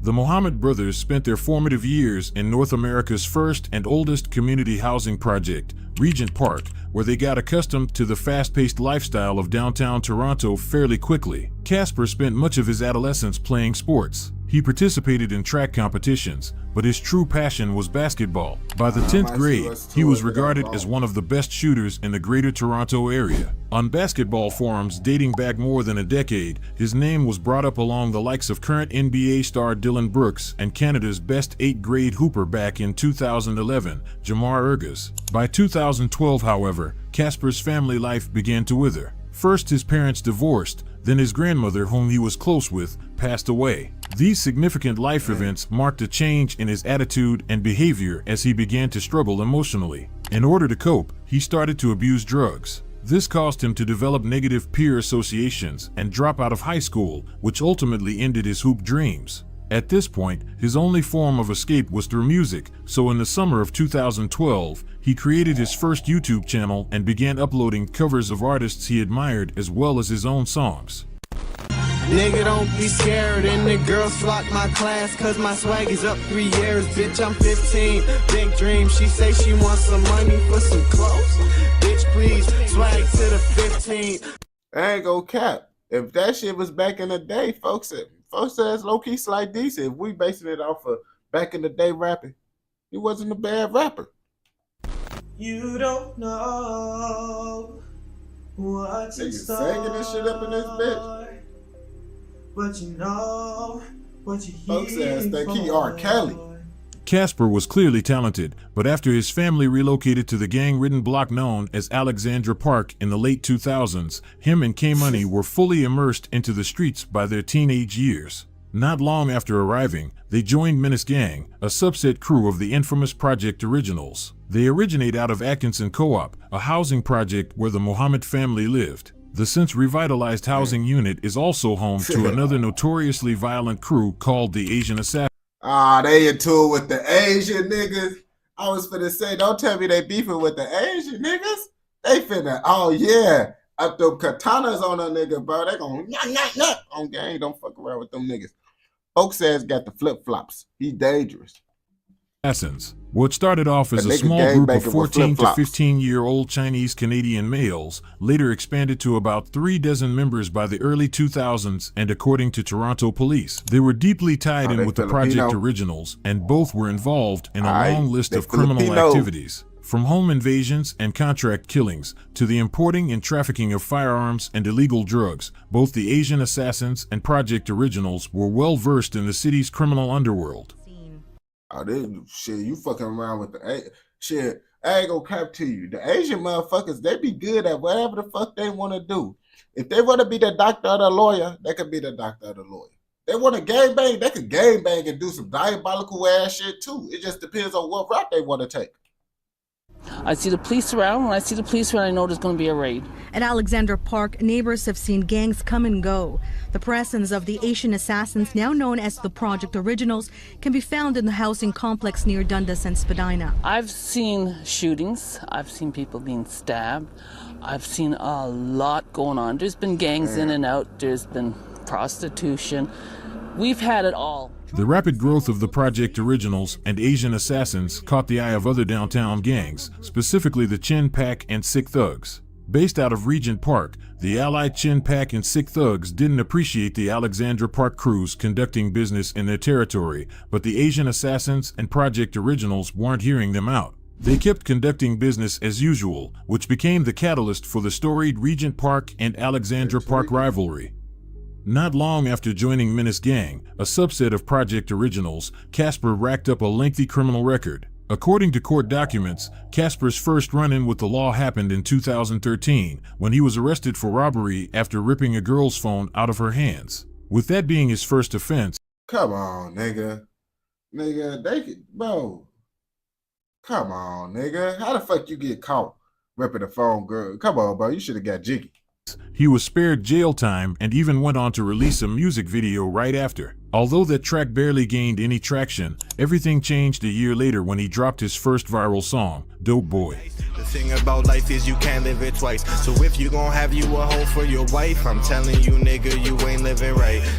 The hit record not only earned Casper his first gold plaque, but it certified him as one of Toronto's rising rap stars. Shortly after Dope Boy was released, Casper went on to perform at his first show and sit down for his first interview with videographer Huss. So yo, who's Casper? Where do you get that name from? Casper, I'm just a ghost, man. Sometimes you see me, sometimes you don't. Casper now had the attention of the city's niche rap scene, but he didn't release any more projects until 2016 after being hit with a number of charges for a string of violent incidents. The first one happened on July 3, 2015, when he was involved in a swarming of a rival gang member. The unidentified individual was stabbed and suffered a cracked rib. Casper was charged with robbery, aggravated assault, and conspiracy to commit an indictable offense. Then in December that same year, Casper was wrongly imprisoned for 15 days on robbery and firearm charges. These charges were dropped and removed from his record when someone else pleaded guilty to the charges against him. After being let off the hook, he took the opportunity to take music more seriously. On January 29, 2016, he released the single, Know Me. The hit record amassed over 3 million views within a year of its release, which is incredibly impressive considering how small the city's rap scene was at the time. Then, on March 19th, K-Money made his debut with the song Up. The raw visuals, coupled with K-Money's unique melodic style, had fans wanting more, so he delivered again a month later with the hit, Dat Ya. As the brothers started gaining traction, their success came with a price. Simply put, they were becoming name brands, meaning their ops were more likely to target them due to their high notoriety. Take a look at what unfolded during the spring of 20. Hell yeah, nah, that's what they be wanting to do because it's like, yeah, it's cool to kill a nigga that you were tour with, but it hit different when you take the nigga that everybody know about. Like, yeah, bro, you hurt lots of motherfuckers' feelings when you do shit like that. 2016, and you'll begin to understand what being a name brand in Toronto entails. That's Simba the tabby cat. He was the only one home last night. Hello? His owner was out when 3 bullets were fired into her front door. I'm streaming. One of them striking Simba in the stomach. The cat was taken to a veterinary clinic for treatment, but I've just learned the cat did have to be euthanized. For real. On May 29th, 2016, Casper and K-Money's mother reported someone shot into her residence, killing the family cat. This was just the latest of at least 5 shootings her home had to endure in recent years. Damn, bro, they killed the cat, bro. Nigga, I ain't gonna cap to you. A nigga killed my animal, bro, over some they street shit, bro. I might have to come out shooting that they ass, bro. I ain't gonna lie to you, bro. I'm gonna come out blowing that they ass, but they ass gotta get cooked now. She lived at the home with 5 of her children, not including Casper and K Money. The brothers, who had lived there for years, moved in with their father after rocks were thrown at their home months prior to this recent shooting. A week and a half later, on June 9th, Toronto police executed a search warrant at 150 Dan Leckie Way, believing Casper and K Money were using the residence as a stash house. Inside the residence, officers found a firearm. Casper was subsequently charged and sentenced to 6 months of probation for failing to comply with the conditions of his release. K Money was also arrested, but for a separate incident, and ended up having to serve jail time. With his brother locked up, Casper decided to keep their momentum going on his own. Throughout the remainder of 2016, he stayed out of trouble and remained consistent with his music. He released a new song every month until December, and slowly but surely, that momentum Casper and K Money once had grew into something they probably didn't expect.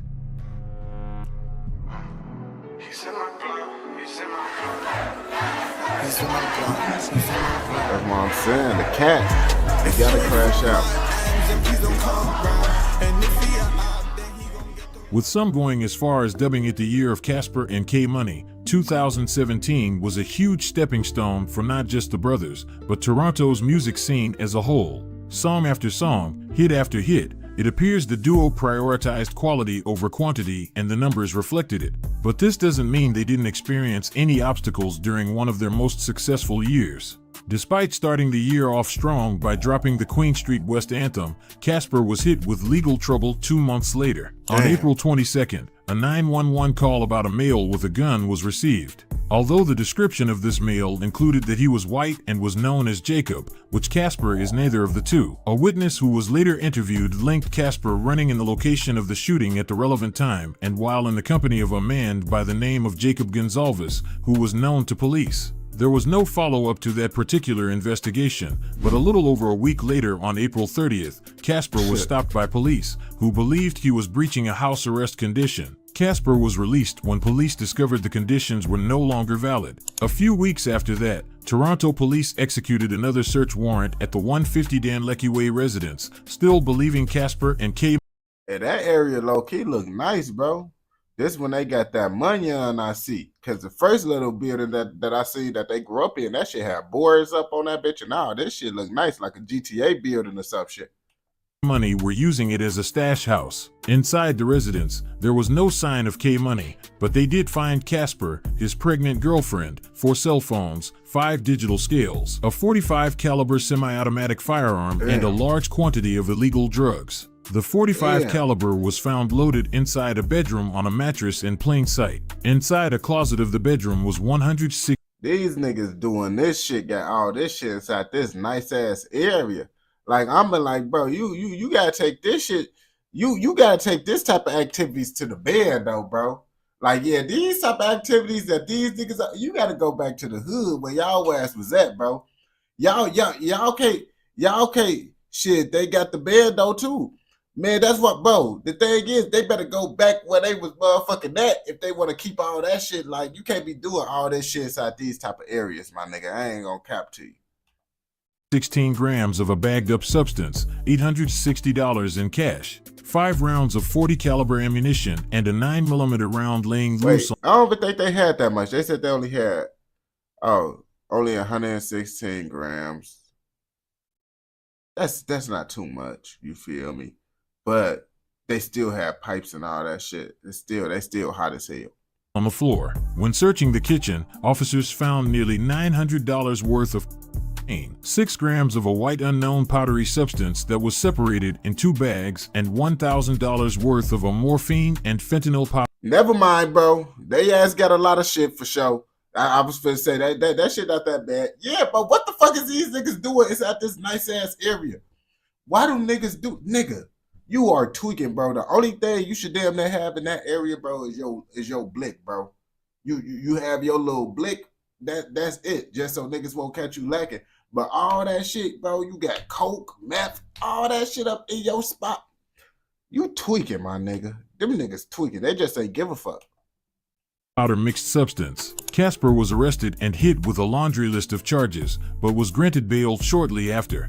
Casper's legal troubles didn't end there. A month after his latest interaction with Toronto police, he was sued by Burberry. According to the rapper, Burberry representatives knocked on the front door of his mother's home and served her with papers, which were meant to be sent to him. The papers stated the luxury British clothing brand was ready to sue Casper if he didn't take down the music video for his song, Burberry Closet. They thought the music video was used to mislead consumers into believing that he was sponsored by them. However, in reality, Casper recorded the music video in good faith as he genuinely enjoyed their line of clothing.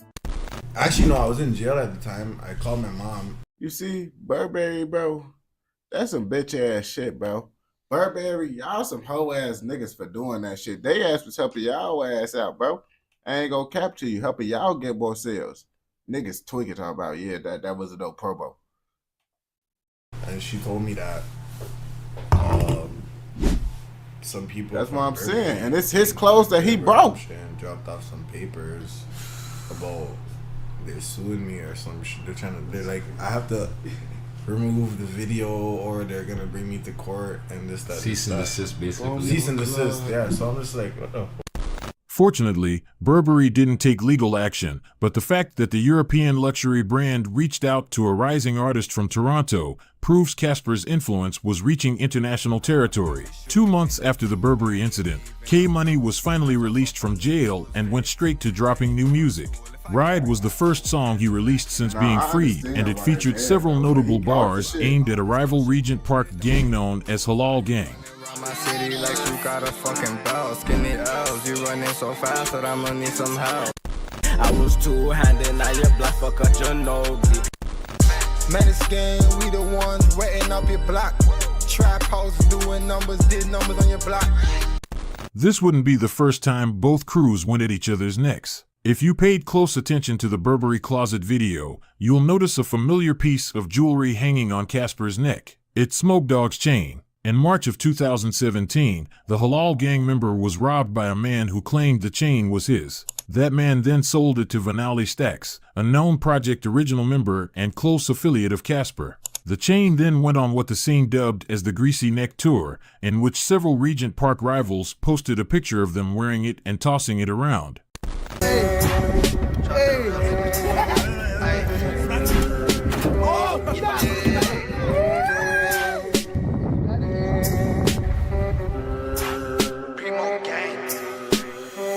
Rappers get your chain in short, ayy. I put your chain on the tour, ayy. Nah, that shit was kind of ass, bro. I ain't gonna lie to you, bro. He maybe if he didn't do it on the X beat, it would have been better, bro. But you can't hop on X beat doing that bullshit, bro. I ain't gonna lie to you. Ride earned an impressive 2.4 million views, but in typical older brother fashion, Casper had to one-up him. On September 1st, he dropped Freeze, which featured Top 5, who is currently awaiting trial facing a first-degree murder charge. Freeze became Casper's second certified gold record, but it definitely wasn't the last. The battle of who can drop the most hits in a single year didn't end there for the brothers, as K-Money went deep in his bag for this next banger. Released a week before his 18th birthday, K-Money dropped one of the most popular records in Toronto rap history.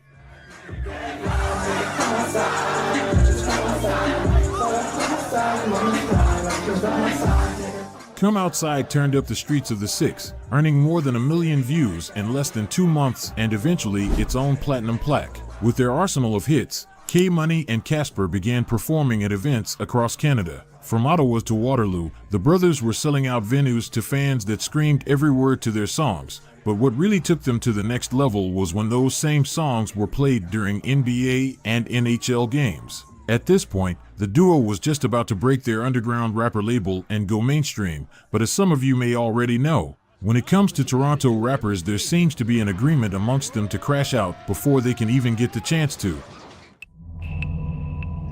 On November 23rd, 2017, just 2 months after Come Outside was released, a 17-year-old girl was seen in the company of K-Money. The woman told officers she was coerced into the sex trade after her family was threatened. She further added K-Money allegedly threatened her repeatedly using firearms and controlled her through violent sexual assaults. Fortunately, she was able to escape and contact police. K-Money was charged with assault, sexual assault, forcible.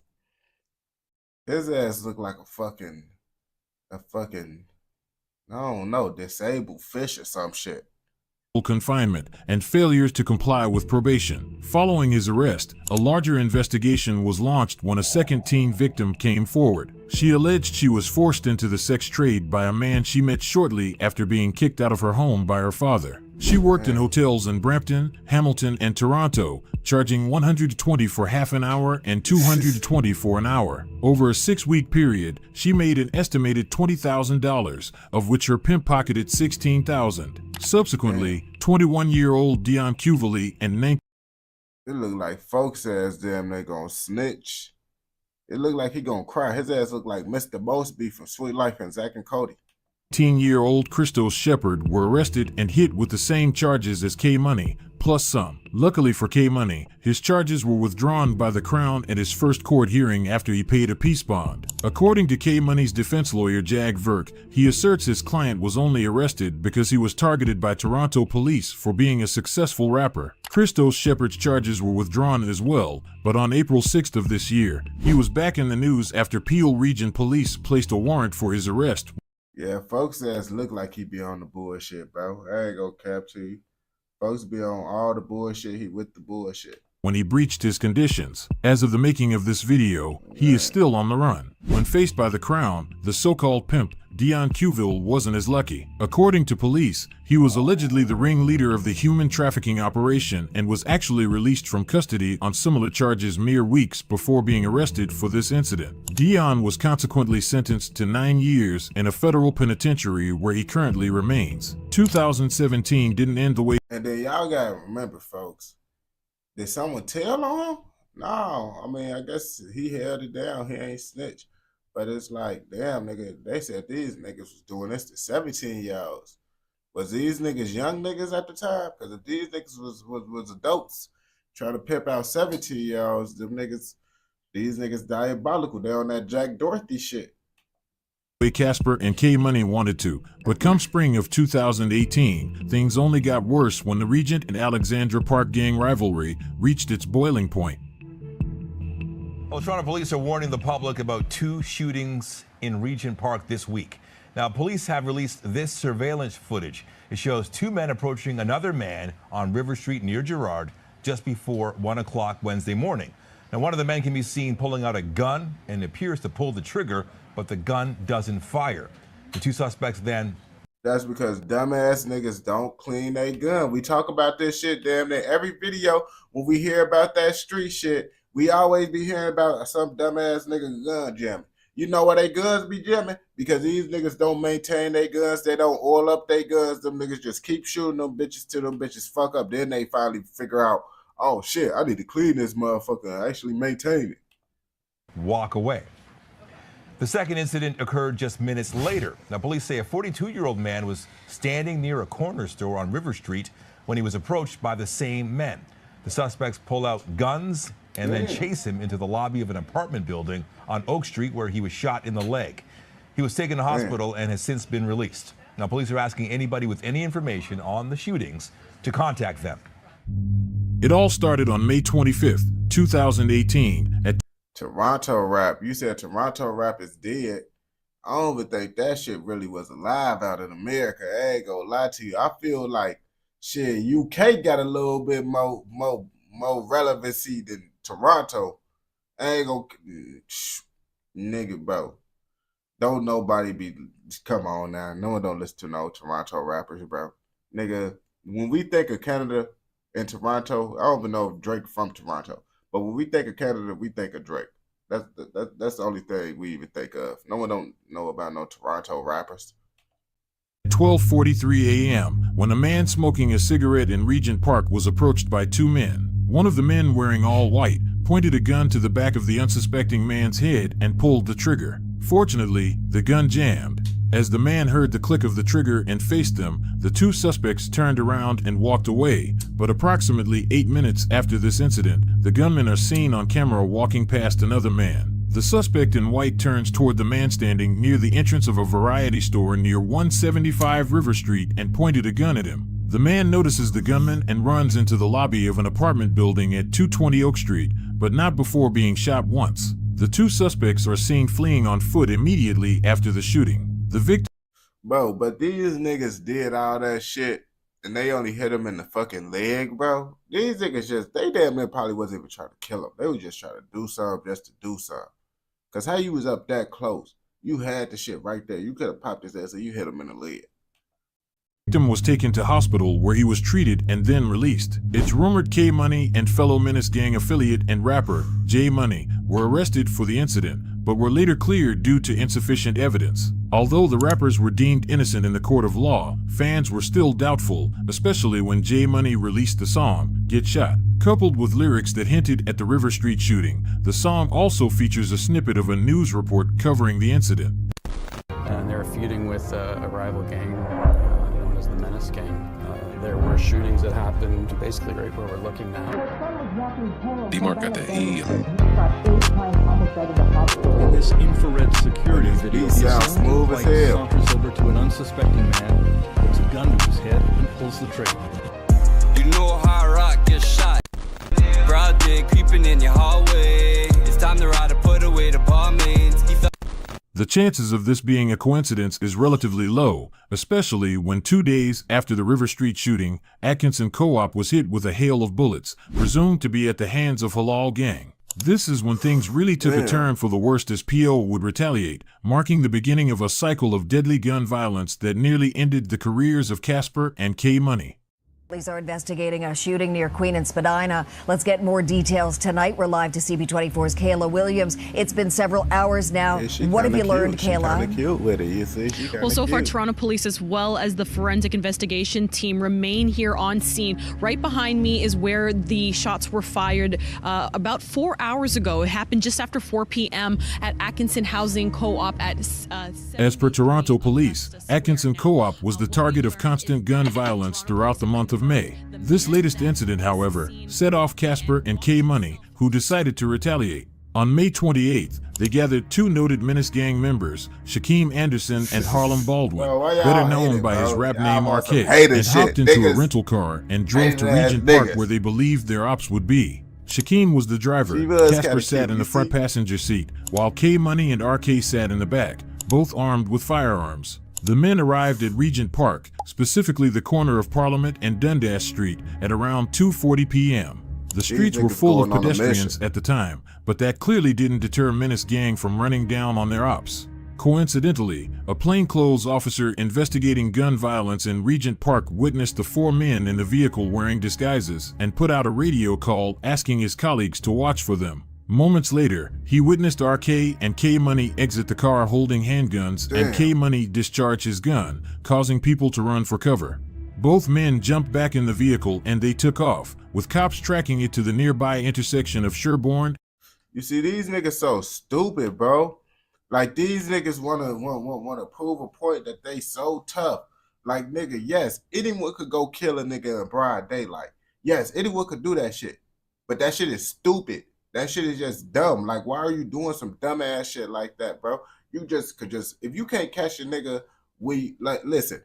If you can't, if you know someone gonna see you kill them, don't kill them. Like, literally, it's like nigga, it's not no point of throwing away your freedom to catch a body. And Shooter Street. Police cruisers surrounded the vehicle, but as officers swooped in to make the arrests, Shaquem threw the vehicle into reverse and crashed into a patrol car and a uniformed officer. What followed was a frantic pursuit that saw Shaquem speed away, fly through red lights, drive into oncoming traffic and sidewalks filled with pedestrians. The chase ended when he crashed into several garbage cans at the corner of Dundas and Mutual Street. The vehicle was too badly damaged to keep going, so everyone fled on foot, leaving their weapons behind. RK was the first to be captured, but seconds later a patrol car's dashcam caught the moment Casper and K Money ran. Nigga, y'all was doing all that driving and shit. Y'all couldn't get rid of the pipes. Y'all couldn't throw the pipes nowhere. It was on y'all ass like that. Y'all had a slow ass car, nigga. Y'all supposed to get out the way, get rid of them pipes, throw them bitches somewhere. But I guess y'all niggas didn't have enough time.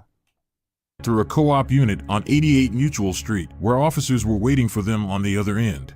Realizing there was no escape, the brothers surrendered. Shaquem was the last to be taken down. CCTV caught him jumping over a fence and into an active construction pit. He was eventually found and captured by police, officially marking the end of the chase. The 4 men were taken to 51 Division headquarters and hit with a combined total of 97 charges. They appeared at their first hearing. You see, and all this shit, the whole reason this dumbass shit happened because these niggas want to be outstanding members and show, oh yeah, we'll pop out and catch a nigga broad daylight. Like, the niggas get a kick out of like, yeah, bro, I'm really killing niggas in broad daylight. Boy, that shit motherfucking goofy shit. Why that shit goofy? Because your ass throwing away your freedom over some shit that you could literally do that shit way more smarter if you just motherfucking cool out. They ass just got locked up because they want to hop out in broad daylight. They didn't even know that 12 was watching. The police was literally watching their ass. That's why you feel me. First of all, it should never be no one around.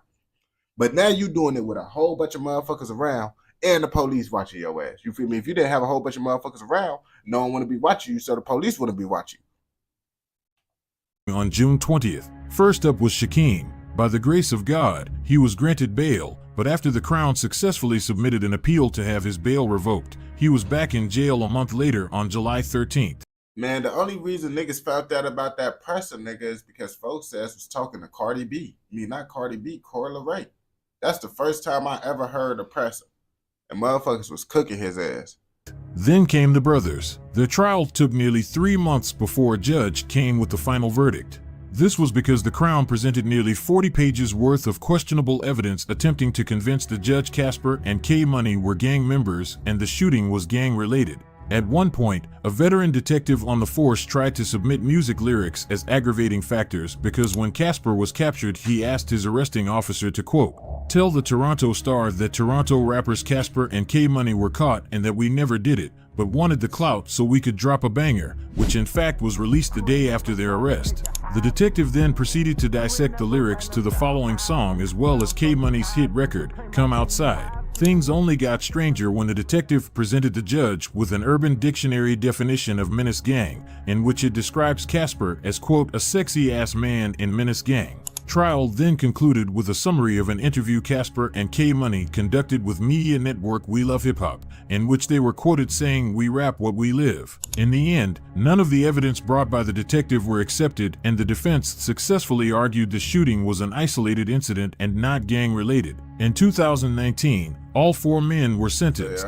Both Shaquem Anderson and RK received 4 years with 2 years time served and were released sometime in 2020. Casper was hit with 18. But I ain't gonna cap to you. I think that shit happened in LA or some shit. I think that shooting happened in LA. I ain't gonna bap to you. If that shit happened in LA, that's a little bit different. Niggas don't be trying to carry a pipe in LA. That's how niggas be getting caught lacking in LA because they be thinking niggas, since they can't carry a pipe, oh yeah, I should be good. Then they can pop your ass.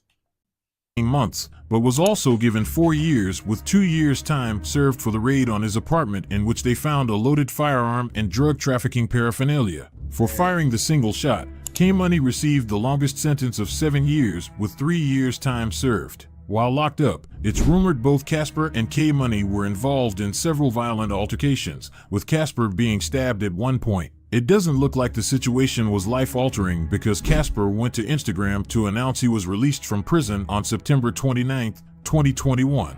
Despite what he was convicted for, the scene welcomed him back with open arms, with Drake even reaching out to give him a few words of advice.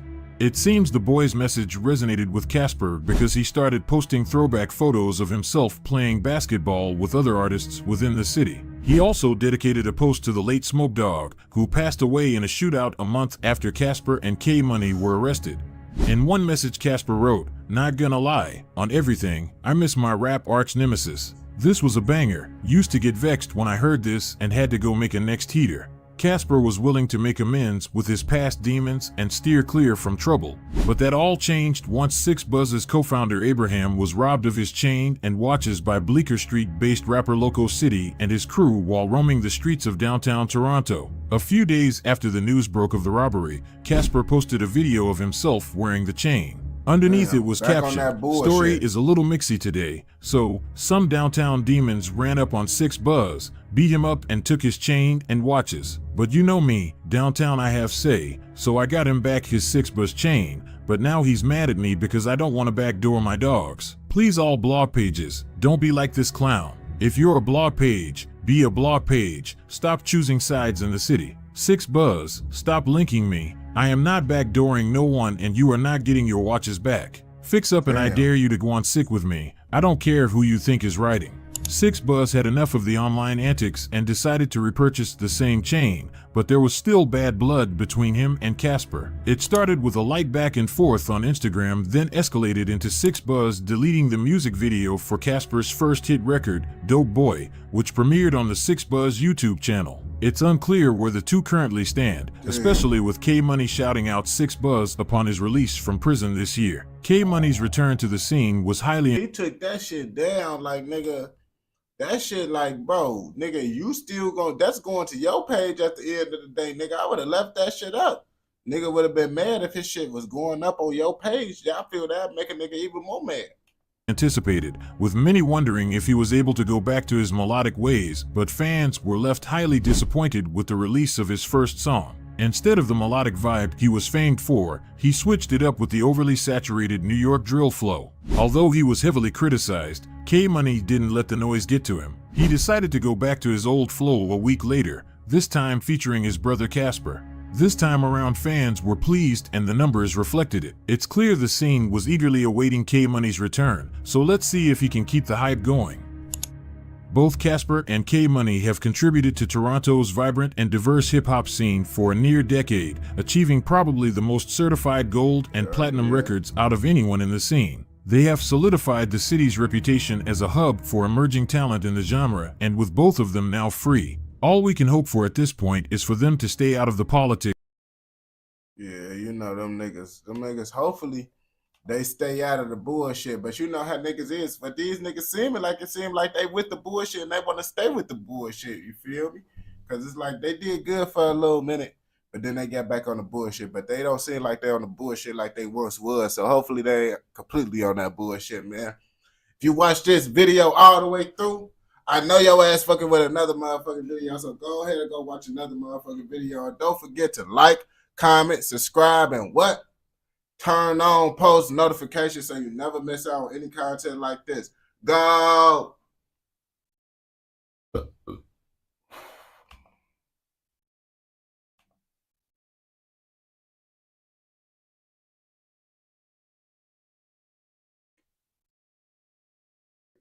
depends. I ain't trying to do no more 30-minute videos. I ain't gonna lie to you.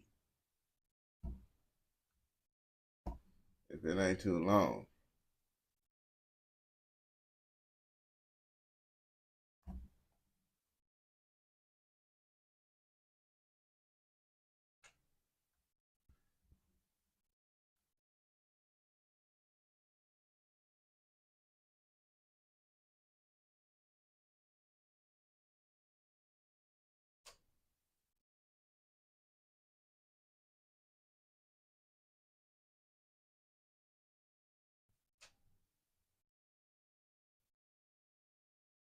I don't see no video on the realest.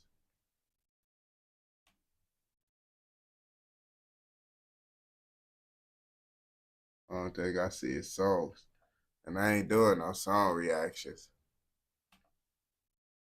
No shits. I don't be doing no song reactions on my live, bro. That shit be fucking on my live streams.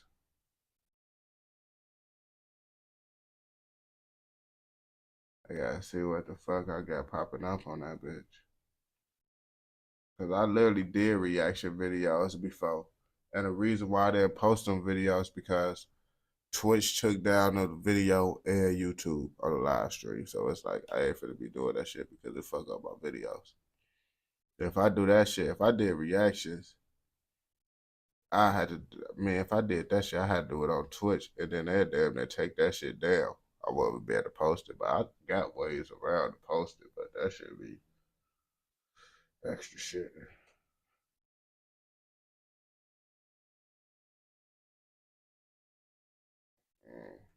Now I gotta see what the fuck the video. I gotta find something. Now my algorithm fucked up. I gotta go back to the shit. I'm gonna click on this shit because it's like 8 minutes, bro. They said these the most evil women in Chicago. Like these women diabolical. You said missing people's cases. Alright, I'll see if it ain't no long stuff. Cause I'm finna hop off. I'm finna hop off at 6. So that's why I'm doing the shorter videos. And then I gotta post my TikTok videos and shit. So that's why I'm doing the shorter videos, so I can get more videos out the way in these last in this last hour and shit.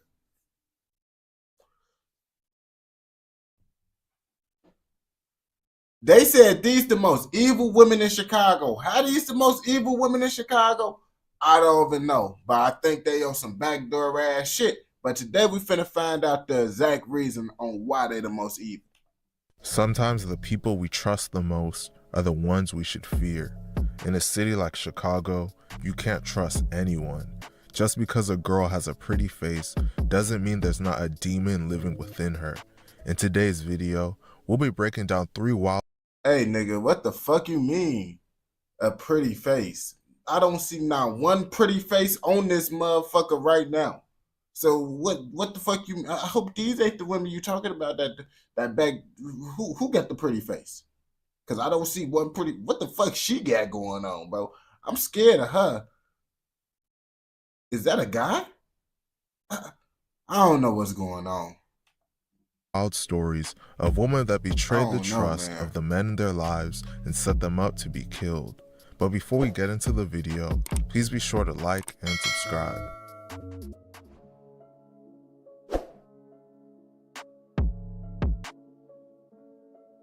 Our first story covers a woman named Eupora Jackson.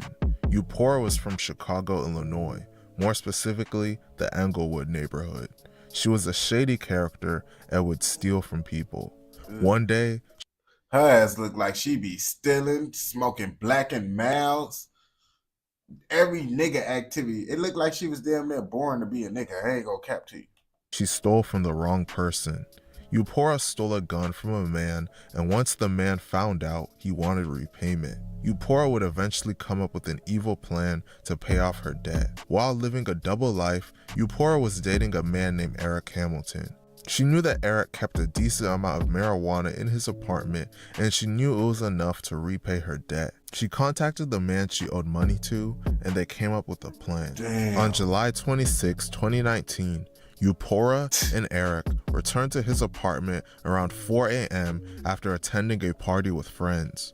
Once they got inside the apartment, Eupora opened up a window and texted the man she owed money the address and instructions on how to find the marijuana in the back room. When the man entered the apartment, he confronted Eric in the bedroom and shot him multiple times, including in the...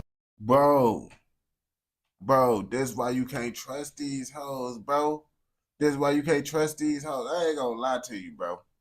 Why did she just give the gun back? Niggas probably been like, nah, something gotta give because your ass stole from me. His ass probably said he want his gun back in. You got to do a little repayment on gang. But it's like, bro, that's his fault, bro. Why'd you fucking with something like that? Like, you fucking with a woman like that, bro, that look like a fucking nigga. Of course she gonna be on that nigga type of timing. Like, what the fuck? The forehead. Eupora heard Eric still making noises after he had been shot, so she grabbed a pillow and covered his face with it. She then stole the marijuana with her accomplice and fled the scene. At some point after the murder, she posted to her Facebook account that she was selling a 9mm handgun. The weapon that killed Eric was a 9mm handgun. This bitch is diabolical, bro. I told you she was born to be a nigga. This bitch was supposed to be a nigga. I ain't gonna cap to you, man. This shit is wild. Her behavior led police to suspect her, and she was eventually arrested. Eupora confessed everything to the police, and she was charged with first-degree murder. She was ultimately sentenced to 25 years in prison. A debt from an unnecessary situation that a woman brought upon herself was enough for her to arrange the cold-blooded murder of her boyfriend. Damn, what the fuck? These two, I they know were it's some preteens bullshit. who shared a friendship into adulthood. Tonight, one of them is accused of brutally murdering the other in Naperville, then dumping his body in Chicago. CBS 2's Chelsea Irving walks us through the investigation. A boy and a girl in middle school. forming a friendship that would last more than a decade. But prosecutors say that girl, now 21-year-old Cassandra Green of Rockford, would grow up to kill her friend. Our next story involves an evil mother that convinced her son's girlfriend to backdoor. We ain't gonna get into no details on why the woman just decided to kill her friend, bro. We just go, I just fuck that. Just no full details on that. Okay, now we just finna go on to the next crazy woman with the motherfucking. Don't even know what the fuck she got going on, bro. Her childhood friend. One day in January of 2018. A woman named Cassandra Green was scrolling through social media when she saw an old childhood friend had made posts showing off money and drugs. The old friend that she saw was a man named Michael Almendarez. Cassandra was sitting next to her boyfriend named Ernest Collins and his mother named Candace Jones. Cassandra showed that was the person, mama. Oh shit, you know that nigga on bullshit. You know that nigga on bullshit. If his mama looking like that, you know he on bullshit. Both of them the posts. The mother, Candace's eyes lit up as soon as she saw the post, as she realized she had a valuable target on her hands. She became fixated on robbing him for everything he had.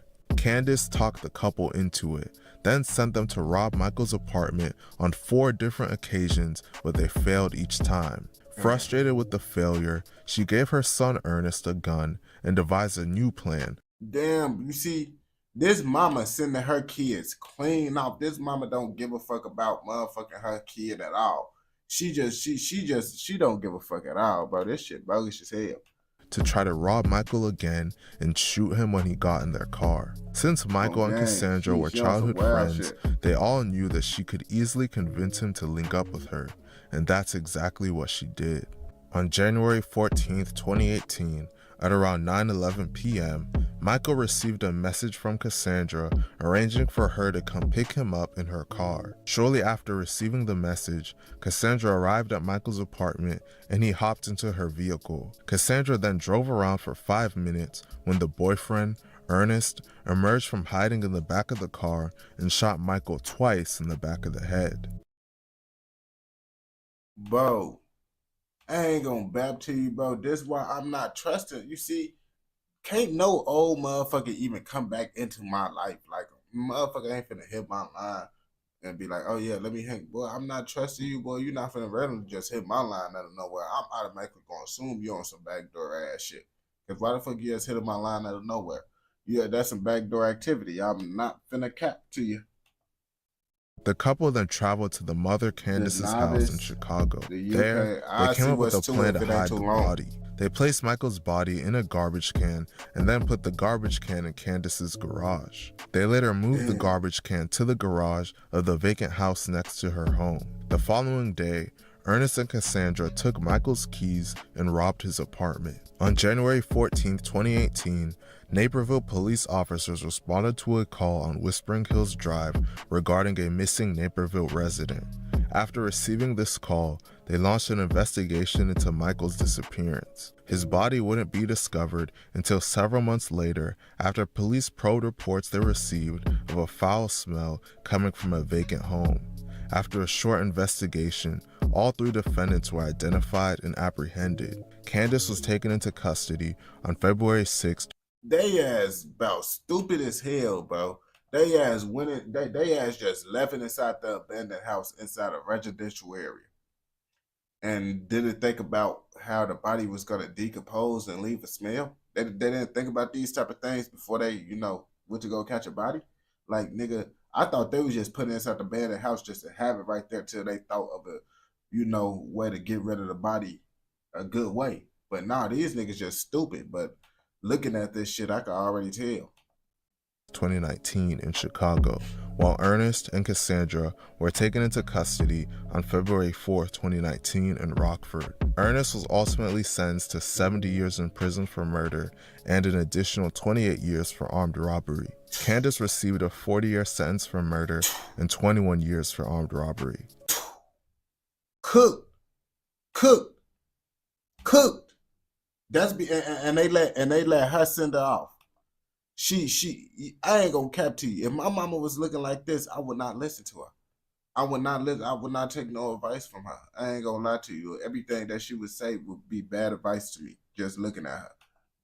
Both will serve their time in the Illinois Department of Corrections. Cassandra got the least time of them all. She received a 21-year sentence after agreeing to plead guilty to 1 count of armed robbery with a firearm in exchange for her cooperation. A couple thousand in I knew her ass was gonna tell, because I'd be like, it ain't no way. Her ass told. You told on the crazy motherfuckers. You better hope they pass away up in there, because if they get out of jail, they gonna go back up in that motherfucker, because they gonna give revenge on your ass. Don't fuck with the motherfucker that got the little thing on the forehead and shit. She's a crazy motherfucker. I ain't gonna lie to you. Drug money was enough for a woman to arrange the murder of her childhood friend like and a mother to convince now she her do son look like to a kill. Pokemon. Yeah, who the fuck is this? Who the fuck is Shorty? The last story involves a woman that taunted her baby daddy's ops, then Bro, I remember this shit. This shit went viral on Facebook.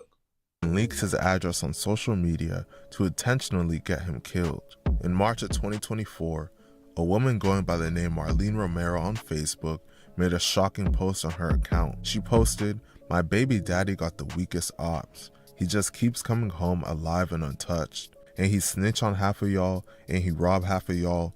Anyways, he is not located on 4250 North Kimball." And the nigga was located there. The nigga ended up dying.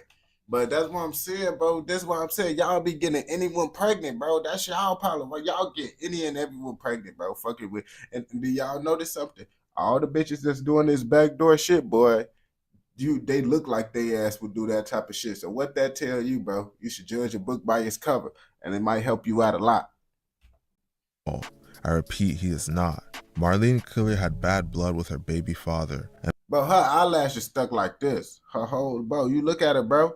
You look at her eyelashes, bro. Her shit stuck like this the whole time, bro. Like, get your ass on, show. I'm not trusting no bitch just eyebrows stuck like this 24/7.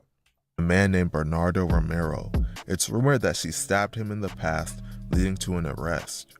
Shortly after Marlene leaked his location, Bernardo's ops would come after him. On March 17, 2024, Bernardo was on his front porch when 2 masked men on foot confronted him and pulled out their guns. They shot him 5 times in the chest. The shooters then fled the scene on foot and drove away in a white SUV. At the time of making this video, no arrests have been made, and the police have not officially linked Marlene's Facebook post to the murder. Chicago is truly a grimy city. I mean, because it's like, she didn't really say nothing. She just she didn't really do anything. Like, she did do something. She dropped the location, but at the same time, she didn't outright just say, oh yeah, go ahead and go kill him. Yeah, said, oh yeah, his ops weak as hell, this, that. He's still walking around, y'all bogus as hell, this, that, and the third. So it's like, what else can they really do? What can they really do? You feel me? But if you watch this video all the way through, I know your ass fucking with another motherfucking video, so go ahead and go watch another motherfucking video. Don't forget to like, comment, subscribe, and what?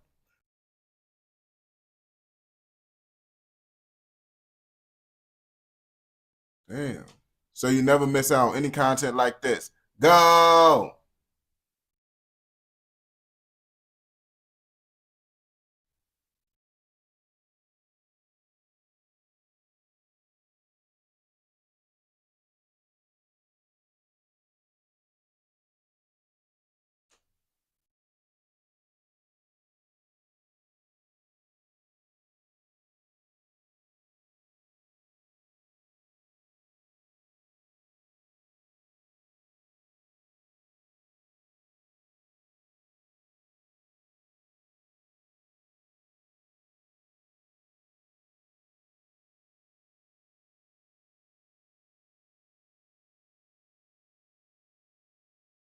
Yeah, people hollering, bro. Looking at my stuff, man. Find out my thing, but at least they did it at the motherfucking end. They're like, yeah, motherfucker. I didn't put my shit on Do Not Disturb. Motherfuckers tweaking.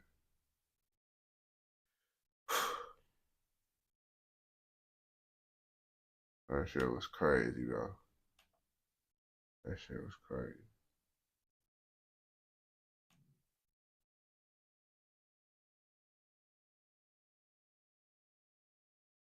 That shit was crazy. What you said you want me to see? Is that shit is a, let me see if it's not a long video. You said Noosh. What the fuck is it?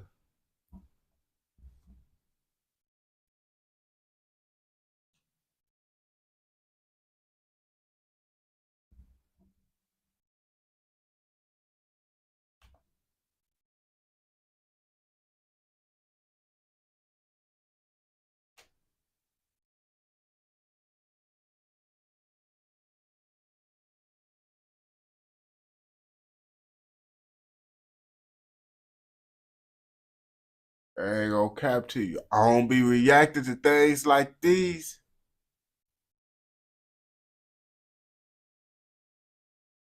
I don't really react because my homie, he told me he got strike down for doing some shit like this. But at the same time, as long as they ain't doing, bro, if they tweaking, they better not be like tweaking. Is they tweaking? Like, we can't have no tweaking because you see, on live, the rules is more strict than actually posting a video, you feel me? Like the live stream rules, you can't do as much stuff as you could do when you post it.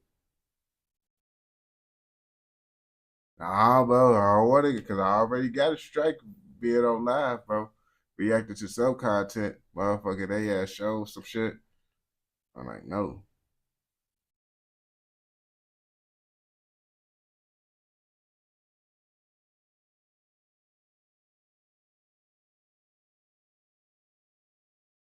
This shit don't even look funny though. This nigga didn't even do nothing. This nigga just talked to this nigga the whole time. This nigga never say nothing, bro. All these shits is really just little clips, bro.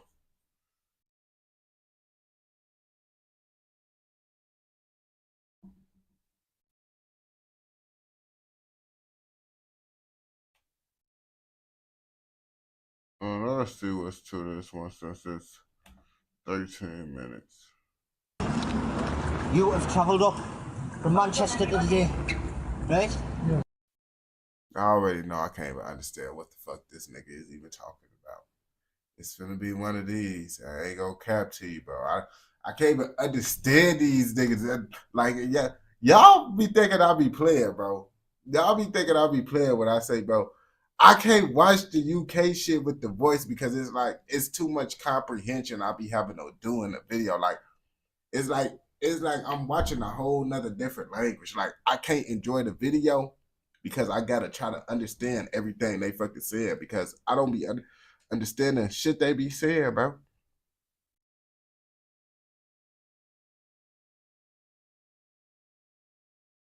The British stuff, bro, I already heard it. As soon as the nigga got to talking, I didn't even know what the nigga said in the first couple sentences, the first words that he said. Oh yeah, no.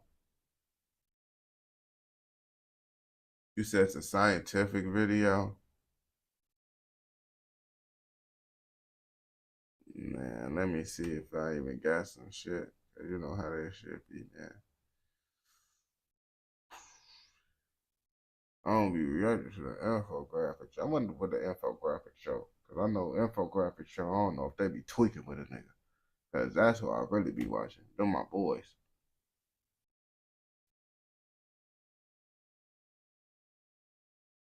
You say UK deal.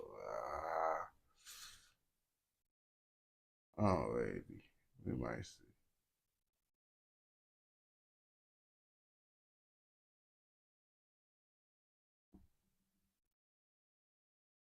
UK drill rappers called lacking.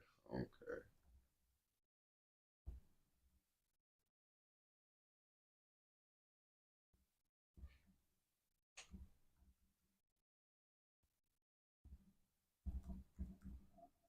UK drill rappers called.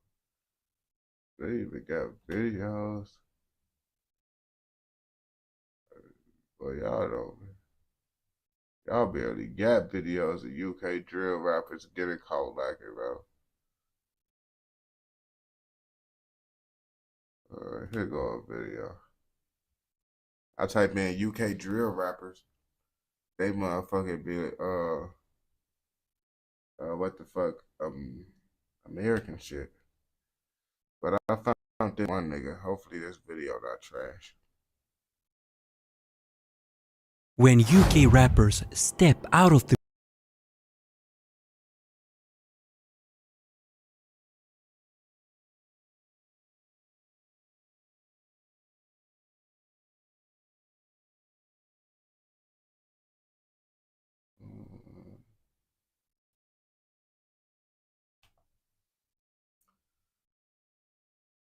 Them UK drill rappers just got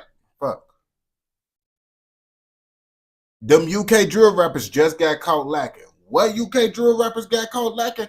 I don't even know. That's what we finna find out in this motherfucking video though. When UK rappers step out of the booth and into the streets, things can go from fame to fear in an instant. What? Who's a what? Really? Shut. Where you, yeah? Just because you're wearing Supreme. Listen, shut up, bro. Shut up, bro. Shut up, bro. Oh my God. Where you from? Where you from, fam? What you saying? Come out the car. Come out the car. Where you going? Come out the car. Look at these guys, bro. Where you going? In this video, we're diving into the wildest moments where they got caught lacking. Or any of them. Have you got these youths? Speak up. Get these youths. Speak up, fam. Speak up from my talking. You got these youths. So what? Have you got these youths? Are you involved in it? Are you involved? You want anyone from Bush? No. I didn't think so. You're not involved. No, we're not You're involved. not involved. Say bro. Yep, you over with. Your hood ain't fucking with you no more. Like, nigga, you can't be doing this shit, bro. You can't get caught lacking, bro. You can't get caught lacking and then say, fuck your own hood, bro. Who you gonna go back to? The niggas that you just said fuck? Nope, because you just said fuck them. You can't go to the niggas that just made you say fuck your hood. So now you just a fucking outcast. You should have went out like a real nigga and got your ass beat, bro. I ain't gonna cap to you. Yeah, Johnny. Say it. Go on, say it on your face. Damn, you said fuck Johnny. Booter B and Quangface were in the middle of shooting a music video, bringing the heat as always, when their #1 ops decided to crash their party. Music video? Yeah, music video. Talk about got caught like he got the police pulled up. I mean, I guess that still is kind of considered caught. Damn, why the fuck he just tackling this nigga though? Why he just tackle a nigga like that though?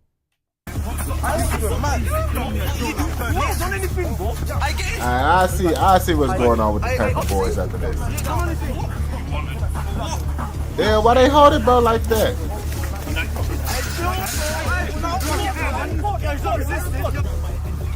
Man, that's a lawsuit, nigga.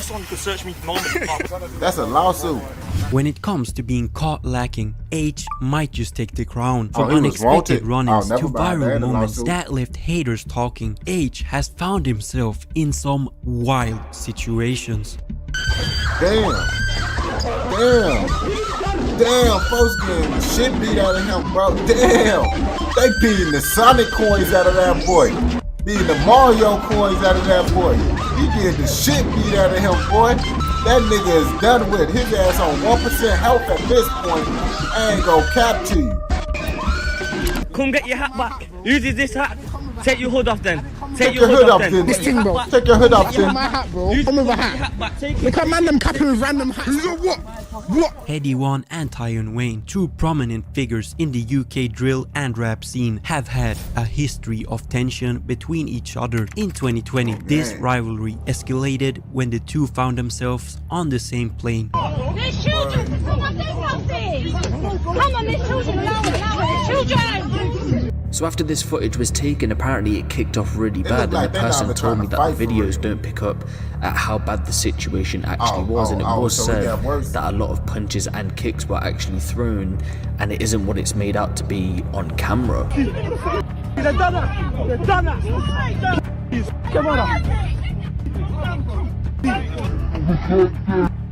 Damn.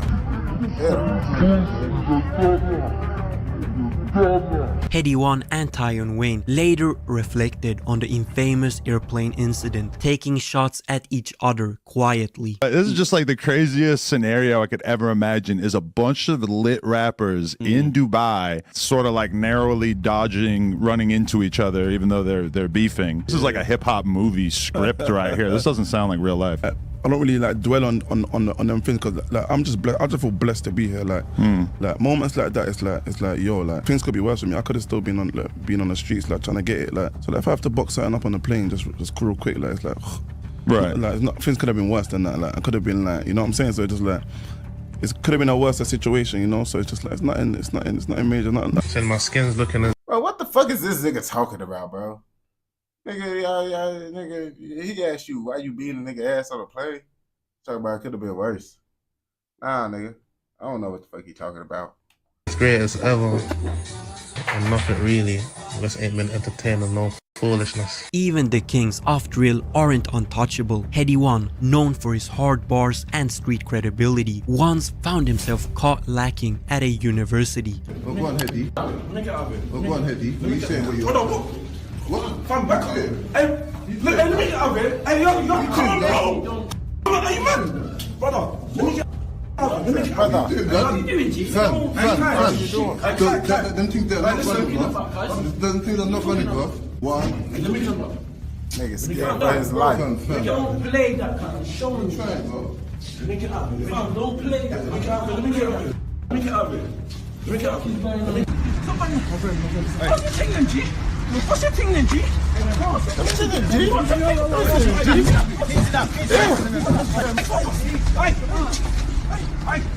Bro, UK people, they talk so proper, bro. Like how y'all voice just become that way, bro? Like all y'all words sound the same, bro. Like why do all y'all sound the same, gang?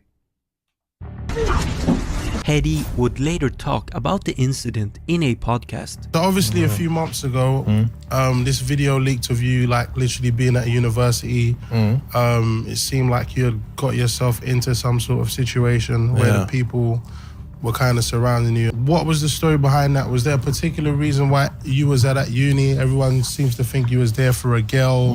If you can shed any light on it. Obviously, not much light can be shed on that one there, Carl.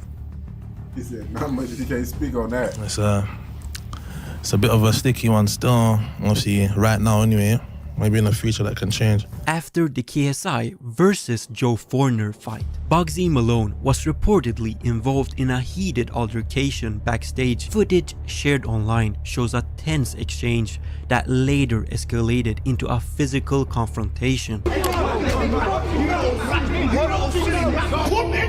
said, "You silly rats. Come, go on. In a recent turn of events, the owner of Pac-Man TV, known for his role in the UK music scene, was allegedly caught lacking in a mall. Hey, listen, you look Hey, you none of that shit, fam. Stand still, you look Damn.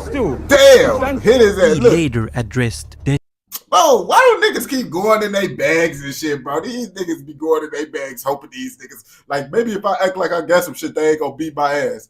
No, boy, they still finna beat them. They damn near finna beat your ass even more for acting like you had some shit. Situation. Speaking on the lines of keeping yourself safe, obviously there is that video that was floating around. Yeah, a group of boys, maybe like 3 or 4 of them, were trying to get my attention, but I was busy, so I kept it moving. Next thing I know, I'm seeing 2 guys coming down the escalator, 2 guys come out of JD Sports. That's what I know, there was 10 guys, and they came to me asking me, bro, like why have you not shot us a video? Like shout me and book me, bro. That's how it works. Yeah, you know. Shouted us for a video. So them niggas beat his ass because he didn't do no video with him? Them cornball ass niggas. Fucking cornball ass niggas. What the fuck is wrong with niggas, bro? Nigga, bro, get your money up if you trying to have him do a video, bro. That's some lame ass shit, bro. So they want you to film a video? Like this is a business, bro. Like, book me and we can do a video. Like, it's... What the hell? Dachavelli, known for his deep voice, his unique sound quickly earned him a loyal following, but things took a dramatic turn when private DMs were leaked, revealing sensitive personal conversations that painted Deutsche Welle in a negative light, with many fans and many artists began turning on him. Look at you! You're embarrassing! Look at you! Your mouth bust! He said your mouth bust. Was not on nothing, just backing up. Like your boy's posting the video. Tell him to film the whole thing. Why is the whole film not there? Digga D reportedly spotted Niggas always talking about niggas ain't showed us full video. That's what niggas always say when they get their ass beat, bro. Oh yeah, that's just not the full video. That you just ain't see the part when I was beating his ass. You only see the part woo woo with motherfucking he beating my ass, bro. That's the bad part about this shit right now. You feel me? Central Cee's best friend, Watts. Knowing the history between him and Central Cee, Digga D didn't hold back and took things to the next level. Say hello, bro. I'm by myself. Just say hello. Say hello, bro. Why would you mean follow jump out? Damn, that's Central Cee people. Jump out for a time and say hello to me, bro. That's Central Cee people. Shake my hand, bro. Shake my hand, bro. Shake my hand, bro. Shake my hand. I want to say hello. Shake my hand. Say hello and shake my hand, bro. He said, say hello and shake my hand. Oh, man. That nigga not finna say hello. Man, he's not finna say hello to you. Look what you're doing, bro. You got people beefing. Damn, bro. That shit crazy, I just want to say hello. Jump out and say hello to me and shake my hand right now. Damn, they said that's Central Cee manager. Jump out and say hello to me right now. Damn. Damn, Central Cee, you gotta get that get back, bro. You can't be letting these niggas press your manager like that. You gotta go get on Digga D ass now. You gotta make that nigga You gotta put pause on him, bro. You got to, bro. See, mum, and then rolling up the window, you. Hey, man, I just want to be your friend, fam. Just... I don't know. maybe Digga D is savage, my nigga. Maybe folks are savage. Chad was caught lacking by 24Z, but he was definitely folding under that pressure. Oh, he running. Folks running. He running for his life. What? Come over here now. Man, if niggas be running, okay. If this how y'all niggas be running away from y'all ops, I see why they be stabbing y'all ass. This how y'all niggas be trying to run away from y'all ops. Boy, I'm getting gone. But these niggas steady looking back. No, stop. These niggas get to running, then they look back again. No. Boy, I'm not looking back. I'm running on game. This why y'all niggas be getting stabbed in the UK, bro. I was wondering why the fuck these niggas be getting stabbed by they ops so much. But y'all niggas running away like that. I see why y'all niggas be getting stabbed up. Mum's on the 16 mom. Look. Mum's on the 16. How are you then, fam? Huh? I'm not Mum's life. You see, they could have fucked that nigga up if they wanted to, bro. They could have. Now it makes sense. Now I see. Now I understand. What do you mean, man? Mom 6. What do you know? What do you mean, Hum? Bro, what's wrong with this nigga, bro? First of all, he closed himself in the corner, so they could have fucked him up if they really wanted to. And then the nigga not even running for real. The nigga is so worried that they finna catch up and beat his ass, he can't even focus on getting away. Fucking what? Hop on the back, bro. Yo, come here, fam. Bro, no! But this nigga slow as hell. What do you mean, bro? How the fuck they catch up with this nigga again, bro? This nigga, bro. This nigga need to stay out the streets. This nigga can't be in the streets, bro. Like, this nigga just need to go. And I can't say do sports because the nigga not even fast. Like, the nigga just, I don't know what this, just get a job at McDonald's or some shit, Brody. Damn! If you like this video, you can check this video out. How Central. Yeah, they got on folks' ass, bro. Folks' ass tried to get gone, bro. They got on his ass. I ain't gonna back to you. His ass was looking goofy as hell on that camera. He went out sad. Folks went out sad for sure, man. But if you watch this video all the way through, I know your ass fucking with another motherfucking video. So go ahead and go watch another motherfucking video. And don't forget to like, comment, subscribe, and what? Turn on post notifications so you never miss out on any content like this. Go! All right, man. Y'all said the Peckham. You said Peckham. If it's not a long video, we're going to do the Peckham because lots of people been talking about the Peckham boys.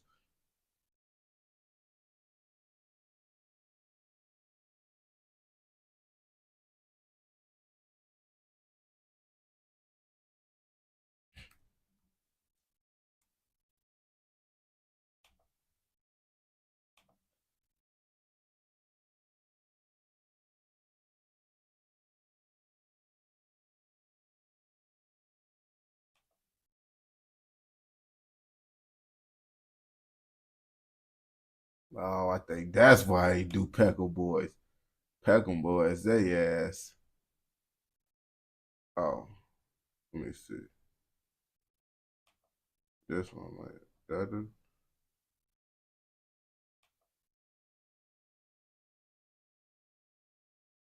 That was 50 minutes. Oh shit, and I reacted to this.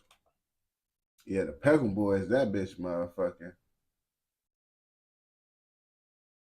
The Peckham Boys, that's 54 minutes.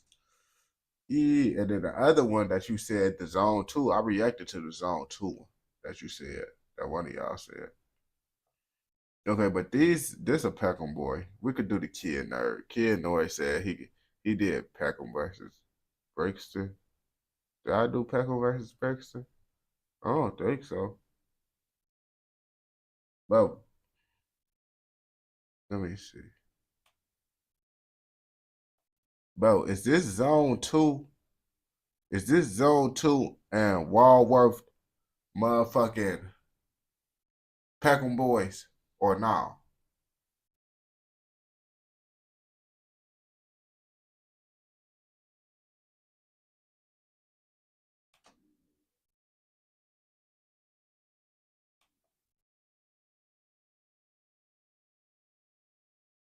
I reacted to that deal. Yeah, I actually got a video of that. You feel me? I got a video of that. Cause I be like, I remember doing something with the Peckham Boys. But yeah, I end up doing that video. Cause all the videos I react to, I end up liking. So I got a video out there with the Peckham Boys.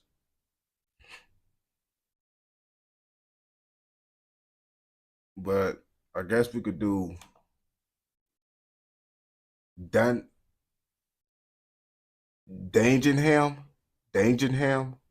I think that's what it's called. Dangenham in East London.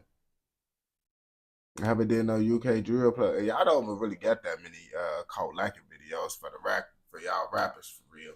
Like America, really I had to scroll past a couple American ones just to get to the UK ones. And it was barely that. The nigga who made that video that we reacted to only had 2,000 subscribers. His ass don't make content like that. You ain't gonna come to you. But we finna do some research on what's this shit called? Dangenham. I don't know what Dangenham is. Dangenham. But it's in East London. Them niggas tweaking in East London. Yeah, what out in East London? Wait, fuck. Them niggas tweaking in the UK. Where in the UK?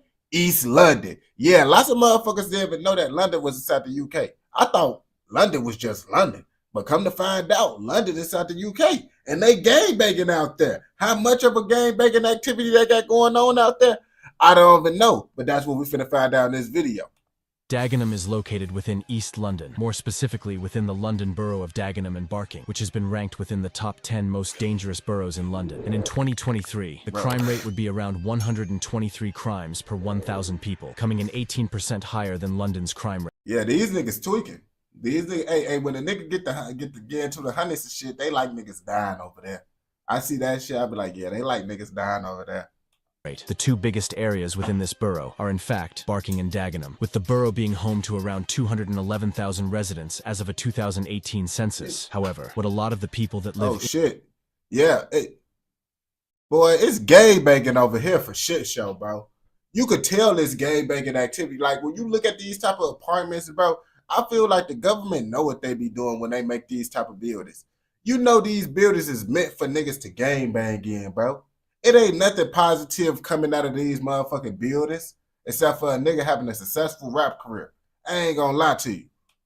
In and around this borough are unaware of is the gang war between street gangs based in both Dagenham and Barking, with this war getting deadly and claiming the lives of multiple members from both sides. This gang war being the war between Dag 109 and allied gangs based around Dagenham, and CBT and their affiliates based around Barking and parts of Dagenham, with new sub-gangs even emerging. Examples of these being S17 and ASB. However, I'll explain all of this later on in the video. Before this video starts, I have created a Discord server. Make sure to join the server. The link will be in in the pinned comment. Make sure to like and subscribe for more videos like this. Now, DAG 109 is just one of the many street gangs involved in this beef, and is based around the RM9 and RM10 postcode. The gang also has territory around Heath Park. Anyways, the 109 gang is actually the younger generation to the older Hood gang based within Dagenham, with these older members having a strong influence on the younger 109 members. The older generation of 109 would also simply go by DAG, or Dag's Hardest Gang. The gang would identify with the color Dag's white Hardest around this Gang. time. However, the younger generation They has switching it up. They switching it up with the white. The white. Hey, they fresh with it. But that shit, bro, y'all got to keep on changing up your bandanas because them bitches go get dirty as hell fast. And y'all can't be walking around with dirty-ass bandanas. started to use the color blue more commonly. During the early 2000s, You see? You know why they changed that shit up? Because they bandanas kept on getting dirty. They bandanas was too dirty. the more prominent gangs around Dagenham would include OSG, or Outskirt Gangsters, which was based around Althorn Way within the Beacon Tree Heath estate. Oh, yeah. There's lots of gang banging going on over here, too. Like, you look at buildings, bro, and you be like, oh, yeah, that shit meant for niggas to gang bang and trap. And, yeah, you just look at that shit, bro. You could tell, like, yeah, there's lots of bullshit that's going to be going on over here. And then they got the Teen Titans building in the back. Deville based around Dagenham Village, and finally Marty, or Hood Gang, which was a gang based around Millard Terrace and Heathway, and it would be the younger members from Hood Gang that would go on to create 109, which has become one of the biggest gangs within Dagenham, with this gang basically being EBK, meaning they have barely any affiliation with other gangs, and have beef with most other gangs surrounding them. The DAG EBK, and EBK, well, in Cali, it's a whole gang that's EBK. But in America, well, in Chicago, bro, EBK just mean you'll get into it with any and everybody, bro. So like, if you insane, you EBK. Most renegade niggas, EBK. Just, you feel me? That just mean you get into it with any and everybody, you feel me? But you still be like niggas. Just because a nigga EBK don't mean they just into it with everybody. They still got lots of allies. They still cool with lots of motherfuckers. But they can and will get into it with they shit with the people that they cool with if they got to. If they got to, they will. You feel me? But niggas think, oh yeah, they EBK, they ain't cool with nobody at all. They just killing everybody. Nah, they ain't just killing everybody, bro. They got their peoples, but they will get into it with anybody if they got to. You feel me? 109 gang has beef with nearby SYS, G-Block, ASB, Horrid Hill, and CBT. It's also important to note that a lot of DAG 109's younger members have either been arrested or have jumped off road or moved to different gangs around Newham, with a prime example of this being YT, who was a prominent 109 older that then became CGE whilst in prison, this then meaning that the 109 gang isn't as prominent nowadays. However, in order to discuss the beef involving 109, we have to talk about their ops. Now, the main rival gangs I'll be discussing include CBT, or Certified Barking Trappers, which is a gang based around the Hearts Lane estate. The set also has territory around the Academy Way estate. Another gang is that of G-Block, which is based on the Gascoigne estate. This estate actually being the home to popular rapper Potter Paper, with the CBT and... Who the fuck is Potter Paper? I don't know who the fuck this nigga is. Bro, this nigga got some big ass glasses with a grill and a motherfucking, what the fuck that shit is? The Jewish hat? Is that the Jewish hat that he got on? The Polish hat? What the fuck type of rapper is this nigga, bro? Who is this nigga, bro? I'm sorry if I'm talking about one of y'all legends, but this shit just like, I don't know, man. He got a lot going on right now. Then he got the Abraham Lincoln beard. Like, this shit is wild. and G-Block gang also having a deadly beef, which I'll be making a separate video on, as this beef is actually very deadly. DAG 109 also has beef with nearby SYS or System, which is a small street gang based around Ibscott Close, RM10. All of these gangs beef with DAG 109. It's also important to note that in recent years, other street gangs have emerged, examples of this being ASB, which is a gang situated on the Thamesview estate within the IG-11 postcode. This gang was actually recently formed, and has beef with nearby CBT, Horrid Hill, and more importantly, S17. S17 is also a very new gang, and was formed by young gang members from Dagenham. This gang would gain prominence after Lil Zeno would begin to rap, and would gain loads of attention within the TikTok drill scene, dropping songs like Dagnarm, which gained thousands. I ain't gonna cap to you. It's like, I feel like, bro, when a rapper go viral on TikTok, for some reason, I never really liked them. Like they could probably, the song could probably be good, but I feel TikTok just fuck it up. Like Central C, it took me a good minute to listen to Central C because I didn't want to do no research on no nigga that I hear on TikTok, bro, because that shit get annoying as hell hearing them niggas song on every fucking sound, every fucking video. Niggas get tired of that shit, bro. Like TikTok is a blessing and a curse for these rappers. I ain't gonna lie to you. Because sometimes, you know, it do really make rappers get played out a lot faster, but it do help rappers go viral a lot faster too, you feel me? Of views. However, for simplicity's sake, I'll discuss the beef between ASB and S17 later on in the video. Now, you may be confused as to why all of these gangs based within the London borough of Dagenham and Barking have beef. Now, not much is known about the origin of the beef, with it being thought that the beef was inherited by younger members, who would begin to get active within the streets of Dagenham and Barking. But for simplicity's sake, I won't be discussing the early days of the beef. However, I will be discussing the new generation of youngers, who have deadly beefs with surrounding gangs and are just as ruthless and dangerous as the older generation. Another reason these sides may have beef is over. I mean, honestly, let's be real. I think the younger generation just is more fucked up than all the older generation because the younger generation don't got no structure, they don't got no respect, they don't give a fuck. The older gangsters, they have more respect and shit back then. You feel me? These young niggas don't respect shit. These niggas just doing goofy shit, bro. Don't respect shit. Over either money or females, as that is how a lot of these gangs actually start to beef. But if you do know why all of the gangs involved beef, do drop it down in the comments. One of the earliest bodies between these gangs would be that of Lynx in 2018. Lynx was an alleged member of the nearby CBT gang, who are based around Hearts Lane and Academy Way, with it being thought that the death of Lynx would result in more gangs from the area getting involved. On the 14th of March 2018, a member associated with the gang CBT known as Lynx would be getting off a bus around the Marks Gate area near Chadwell Heath and Romford. What Lynx didn't know, however, was that 6 members from a nearby gang known as Hainault, or OCM, would be on the lurk for rivals. The 6 members would spot Lynx getting off the bus and would begin to stalk him. Bro, why? Listen, bro. I feel like personally, nigga, if you gotta take the bus, you shouldn't be going out, bro. Like, if you gang banging, bro, because that's an easy way to get caught lacking. And it's like niggas be like, oh yeah, some niggas gotta take the bus, this, that, and third, nigga. I'm the person that grew up from the city, nigga. I had to take the bus, you feel me? But I still decided to walk. I'm not trying to, bro. You get caught lacking on that bus, boy, they gonna beat the dog shit on you out of that bus, bro. You gonna get the dog shit beat out of you, bro. So it's like, I'd rather just take that long walk than be on the bus and then potentially get my ass beat, you feel me? I ain't gonna cap to you, man. Don't get taking the bus is an easy way to get caught lacking. That's one of the easiest ways to get caught lacking. Lynx would walk through an alleyway near his home. This was when the 6 OCM members would jump out and would begin to attack. Bro, who the fuck is these niggas, bro? It's like, bro, it's like the niggas that y'all got gang banging, bro. These niggas were really like, bro, out in America, bro. 9 times out of 10, bro, these niggas would be like the rejects, gang. Like these niggas would be like the niggas that's like in the corner of the hallway somewhere, just being weird as hell. Like, I ain't gonna cap to you, bro. They look like Geechees, bro. I ain't gonna cap to you. Like these niggas, bro. Like just and you can't judge a book by its cover because it's some niggas that's out here doing diabolical ass shit, and they look just like these niggas. And it's like, damn, you could still look goofy and still be a savage.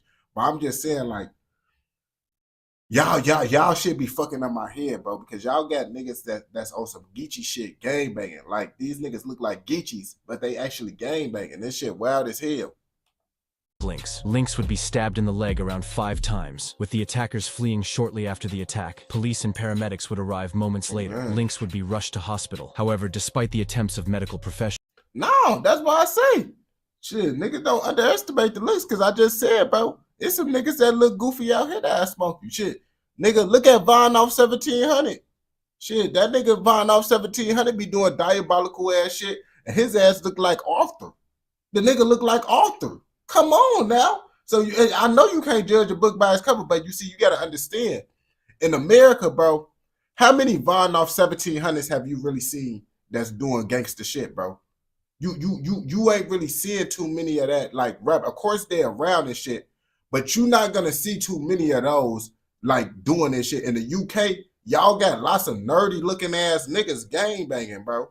Like, it ain't like you. Of course, there's niggas out here that, but lots of time when niggas that look like this in America, bro, they ass motherfucking doing nerdy shit, bro. They ain't doing no street activity. Not saying these niggas can't do street activity, but niggas that look like that, they watch anime and just be nerdy and shit. You know, just do weird shit. He would sadly be pronounced dead in the hospital hours later, with a murder investigation being launched following his death. During the police investigation, hours of CCTV would be watched, with this then resulting in all 6 youths being arrested days after the attack. These 6 youths would all be found guilty and would be sentenced. 2 of the members would be handed 16 years for the murder. 3 other members would be sentenced to 14 years, and the last member, who was 16, would be sentenced to 11 years for the murder. Rest in peace, Lynx. 2018 was actually a very deadly year within the beef, as only 2 months after the death of Lynx, another member associated with the CBT gang would fall victim to the streets, sparking the deadly war in Dagenham and Barking. On the night of the 17th of May 2018, a member affiliated with CBT, or Certified Barking Trappers, known as Manny, would be standing near his home within Harts Lane. Bro, and then y'all be having lots of old niggas that's still in the streets, bro. Like, y'all got lots of old niggas game banging still. I mean, we got lots of old niggas game banging too. But I didn't know it was, I thought y'all older niggas had more of their life together, bro. I'm actually kind of disappointed seeing all these older niggas gang banging out here. Like, these niggas look like they're supposed to be starting a family, this, that, and the third. And these niggas out here, bro, they not trying to start a family. They trying to end families out here when they supposed to be starting a family. This shit is wild. He didn't know, however, was that members of nearby G Block would be sliding and looking for ops. A white BMW containing 4 G Block members would approach Manny. You see, bro, look at these niggas, bro. These niggas don't look like they would be gang banging, bro. Like, this shit, his ass look like his ass down there be selling drugs, bro.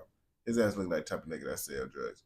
His ass look like he be stealing, be trying to fight niggas. His ass look like his ass just motherfucking, his family owned a gas station or some shit, bro. Manny would notice this BMW, however it was too late, as 2 members of G Block would jump out of the car and would launch an attack on Manny. The members would stab Manny 18 times together, with this attack lasting around 2 minutes and 17 seconds. The attackers would then— Hey, 2 minutes getting stabbed probably gonna feel like 20 minutes, gang. Like, that's actually a kind of long ass time to get stabbed, because I remember, bro, when I got jumped, bro, I got jumped one time, bro. I was at a party, bro, and it was in high school. They jumped me, bro. They was only whooping my ass for like a good minute. Boy, it felt like a good 5-6 minutes I was getting my ass beat, though. Like, boy, a whole bunch of people just, I'm damn it, bro. What the fuck? But yeah, that shit do feel a little bit longer than what it is. Then jump back into the car and would flee following the attack, with police and emergency services arriving shortly after the attack. But despite the attempts of medical professionals, Manny would sadly be pronounced dead on the scene, with a murder investigation being launched moments later. The investigation— I mean, I don't think a nigga gonna survive with 18 motherfucking shots. Let's be real. Not 18 stabs. would see the police looking through countless hours of CCTV, as well as cell phone data on the night of the murder, this leading to the arrests of 4 men who would all be charged for the murder of Manny. Both attackers would be found guilty and would be given life with a minimum of 32 years as well as 23 years. Rest in peace, Manny. Manny is actually often dissed by younger members of surrounding gangs, examples of this being ASB, who are a relatively new gang, but have been heavily dissing Manny and other dead rivals on social media and within songs, with an example of this being C3, who would post on Snapchat with the caption disrespecting Manny. It would also be around this time that a member associated with C17 would begin to drop music, this member being known as Young Valenti, who was actually AM from 410's cousin. He would drop a song titled The Pledge at the beginning of 2018, but sadly would be the next person to fall victim to the streets. On the 23rd of June 2018, only 1 month after the death of Manny, a 15-year-old member associated with the C17 gang, known as Young Valenti, would be attending a birthday party. Other teenagers would also be present at this party. It would be at around 9 p.m. that another 17-year-old boy would attend the party. This 17-year-old would appear to have stepped on Young Valenti's shoes. Following this, a confrontation between the youths would occur. A brawl would then ensue between Young Valenti and his group of friends and the 17-year-old and his group, with it even being known that DAG 109 members were present. However, sadly, this would result in the 17-year-old drawing a knife and over some shoes, bro. These niggas is too emotional, bro. These gang niggas, these niggas that's gang banging, they really the most emotional motherfuckers, bro. You really started some shit up, like, bro. If a nigga, it's about, I feel like it's about how the nigga do it. If a nigga step on your shoe in a disrespectful way, that's different. But if a nigga accidentally step on your shoe and they be like, my bad, that's a difference. You feel me? I feel it all depends on the situation. But niggas be so quick to crash out. They be wanting that shit. They be trying to find any and every reason to tweak out with a nigga. Stabbing young Valenti twice, this attack proving to be deadly as young Valenti was pronounced dead moments later, with police and paramedics arriving on the scene and launching a murder investigation. The 17-year-old boy would flee and would actually give another man the knife used in the attack, this man being William Nayaweli, who was 21. Following a few days of investigation, police would link the 17-year-old to the attack as well as the man that hid the knife. Both would be arrested. The 17-year-old would go on to be found guilty and would be handed 15 years for the murder, whilst the 21-year-old man that hid the knife would be found guilty of perverting the course of justice and would be given 12 months in a young offenders institution. Rest in peace, young Valenti. Young Valenti's older brother, Valenti. All that shit over a nigga stepping on some shoes. You see how that one little situation you see with street niggas, bro, little situations like that could go all over the place because these niggas can't control their emotions, bro. Would actually go on to talk about the murder years later in an interview with VE Media. He would go on to speak about the shoe incident that sparked the tragic murder. Another thing to note is that both young Valenti and Valenti are related to the extremely popular rapper AM, who hailed from the Brixton set 410. AM would actually be gaining millions of views with his drill songs around this time. Young Valenti was also close with other gang members from London. He would actually be close with Lil Slips from the Hackney-based gang Hoxton, with Lil Slips even making an appearance in a music video released by young Valenti titled Loco. Lil Slips would then go on to actually start his own music career, which has seen success. If anything, this just shows how loved young Valenti was in the streets. Around the end of 2018 and start of 2019, members of CBT would begin to drop UK drill songs, with members like Sosa, YR, and Spinna dropping a song titled Since When on the 11th of March 2019. This song was quite disrespectful and would seemingly spark more tit-for-tat incidents within the streets. Now, shootings and stabbings would occur within both Dagenham and Barking around this time. However, I won't be talking about them, as a lot of them aren't reported and often don't even reach the news. It would be around 2020 and 2021 that new youngers would start repping the gangs, with new gangs even emerging. These gangs included both ASB and S17, who would appear around 2021 and would have a rivalry with each other. ASB was based in Barking, whilst S17 was based in Dagenham. New members would also begin to rep the DAG 109 gang, these members mainly being youngers. Around the beginning of 2022, a 16-year-old known as Tyler Hurley would begin to rap under the name Chucky. Chucky was allegedly affiliated with the Horrid Hill Gang from Romford. The Horrid Hill Gang actually had a rivalry with DAG 109 and ASB. Anyways, Chucky, who was also a boxer, would begin to release rude diss songs towards his rivals. He would often rap with his brother YC, with these two rappers starting to be referred to as the violent. I ain't gonna cap. I know Chucky ass was a motherfucking menace in the streets, bro. Y'all saying folks ass was gang banging and he was a boxer? Oh yeah, bro. You see, when you know how to fight, I ain't gonna cap to you. He need to be more worried for his life. Because since niggas know that he could fight, niggas ain't gonna try to fight him. Niggas gonna try to shoot his ass or stab his ass. I ain't gonna lie to you, because niggas be bitches. They don't like to fight a nigga that know how to fight.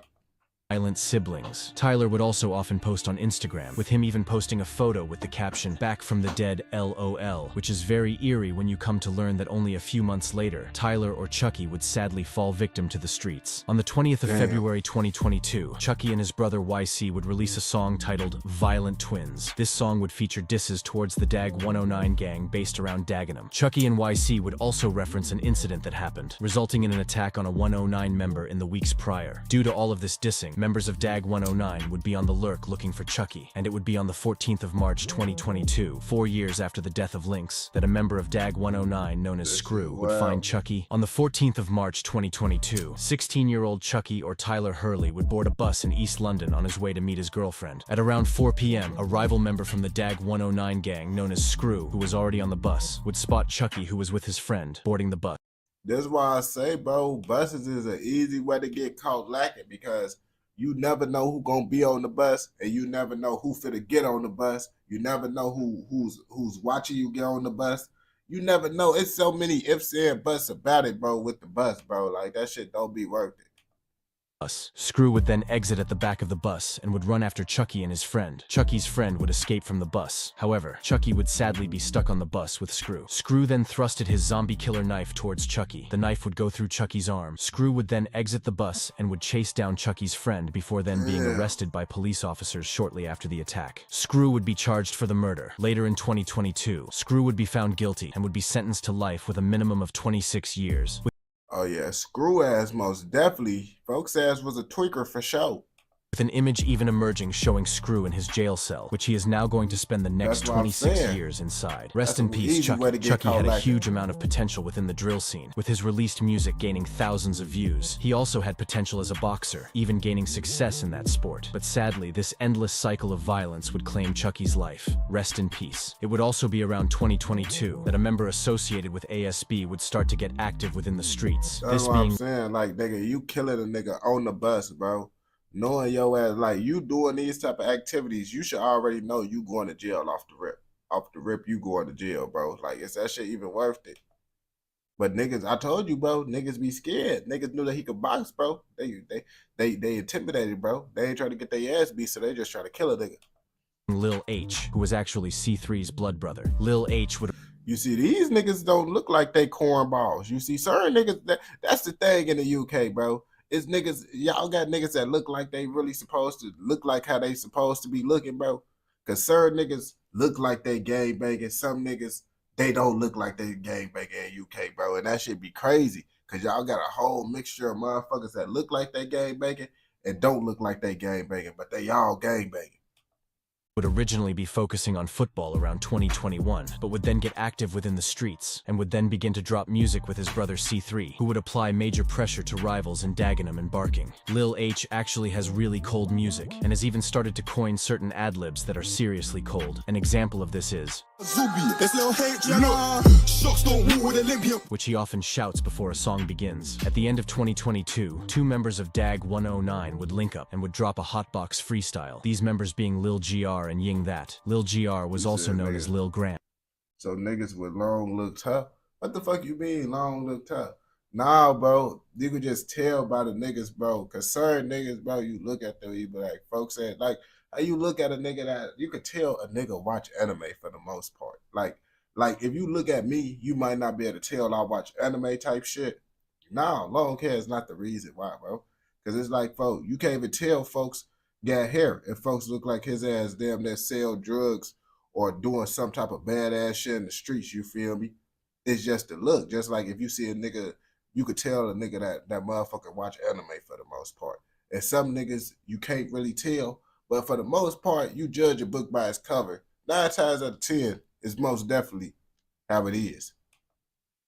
As his older was Grams. Yeah, I watch Anyways, anime. this song gained a small amount of attention within the underground UK drill scene, currently sitting on around 36,000 views. Now, the war in the streets would heaten up once again in 2023, with a member associated with SYS known as Butch dying. Butch was actually the brother of C-Miz from 51st. This then meaning that a mum and dad had sadly lost both of their sons to the violent wars playing out in the streets. Man, anime don't mean shit, bro. Anime just mean you like to watch anime, bro. I'm just talking about, like, most niggas that watch anime got a certain look to them. Like, certain niggas you ain't gonna be able to tell, but like I said, like, you can kind of tell what a motherfucker doing what they like based on how they look for the most part.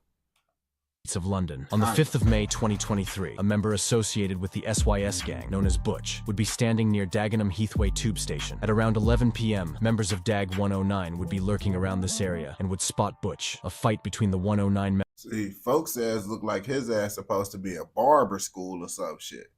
His ass look like he's supposed to be a barber school.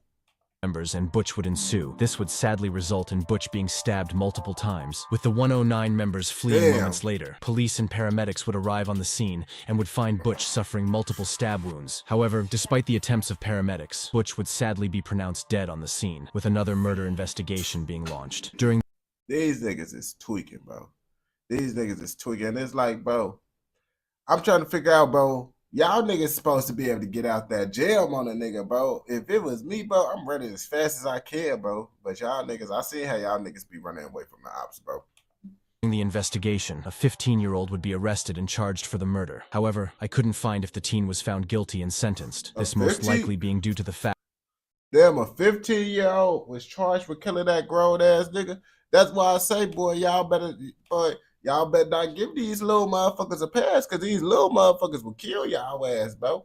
So don't be like, oh, they a little kid, bro. If you think they ass on they bullshit, bro, you might have to do what you gotta do and smoke they little ass, bro, because they down there smoke your ass.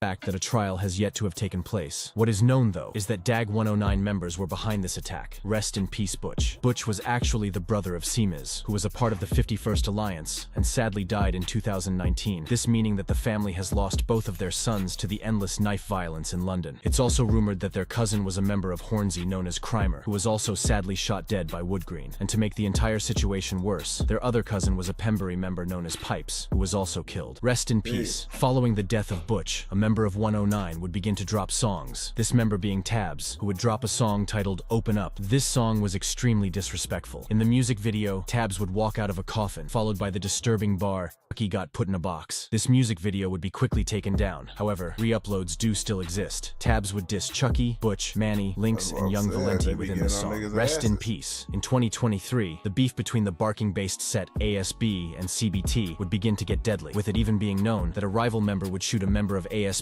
known as C3 in his home, this then turning C3 into a demon on roads. ASB members would also start to release music around 2023, with rappers like AR. Man, that's what happened, bro. With your whole family being part of this shit, it don't really be too many options for them niggas, bro.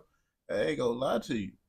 And Nino dropping music videos on their own ASB YouTube channel. These two members would release a song known as Back to Basics, which gained loads of attention, currently sitting on around 130,000 views, which is crazy, especially due to the fact that the music video was posted on an independent YouTube channel. Now, around the end of 2023, many members from DAG 109 would begin to jump off roads or switch gangs, this then leading to the gang becoming less active, with the membership dropping. Around October 2023, a member associated with S17 in Dagenham would begin to go viral on TikTok, this member being known as Lil Zeno, who would release previews to his upcoming track PTSD. The TikToks posted by Lil Zeno would gain thousands of views and would gain Lil Zeno a fan base before even dropping his first song, and it would be on the 24th of October 2023 that Lil Zeno would drop PTSD. This song would gain loads of attention within the streets. The song currently sits on around 633,000 views. Lil Zeno would then drop a song titled Free J1 Up at the end of 2023 on the 28th of December. This song would also gain loads of attention, currently sitting on around 150,000 views. However, it would be Lil Zeno's next release that would really show everyone his potential, this being the track titled Dagnar. This song gained loads of attention on TikTok, with the verse Lil Zeno rapped going viral, where he said, "We got sticks, it ain't nothing like bamboo, I don't know kung fu, I ain't a panda." This song would be released on the 25th of April 2024, but it would be around a week following the release of this song that a prominent member of S17 would be shot and stabbed on the same occasion. Around the beginning of May 2024, members of a rival gang would catch a member of S17 known as D Nino. They would then shoot him and stab him. The attackers would then flee with paramedics.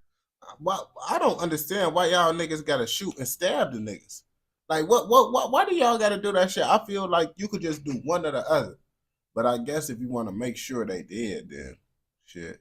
I understand. Or you want to save bullets, you feel me? Just want to shoot a nigga to stop him from moving so you can get up to him. I understand.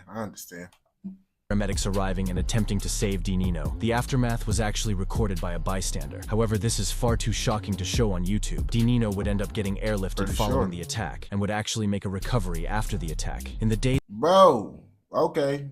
I see why motherfuckers be doing shit like that. Because people survive shit like that, so you gotta do shit like that. Maybe they gotta do more shit actually. Cause shit, this why niggas keep on getting more and more diabolical. Because niggas keep on surviving. So now they got to do more and more worse shit because these niggas surviving. Days after the attack, two members of ASB being Nino and C3 would post on TikTok dancing to Lil Zeno's song Dagnarm, with the two members then beginning to laugh when Lil Zeno would rap the lyrics.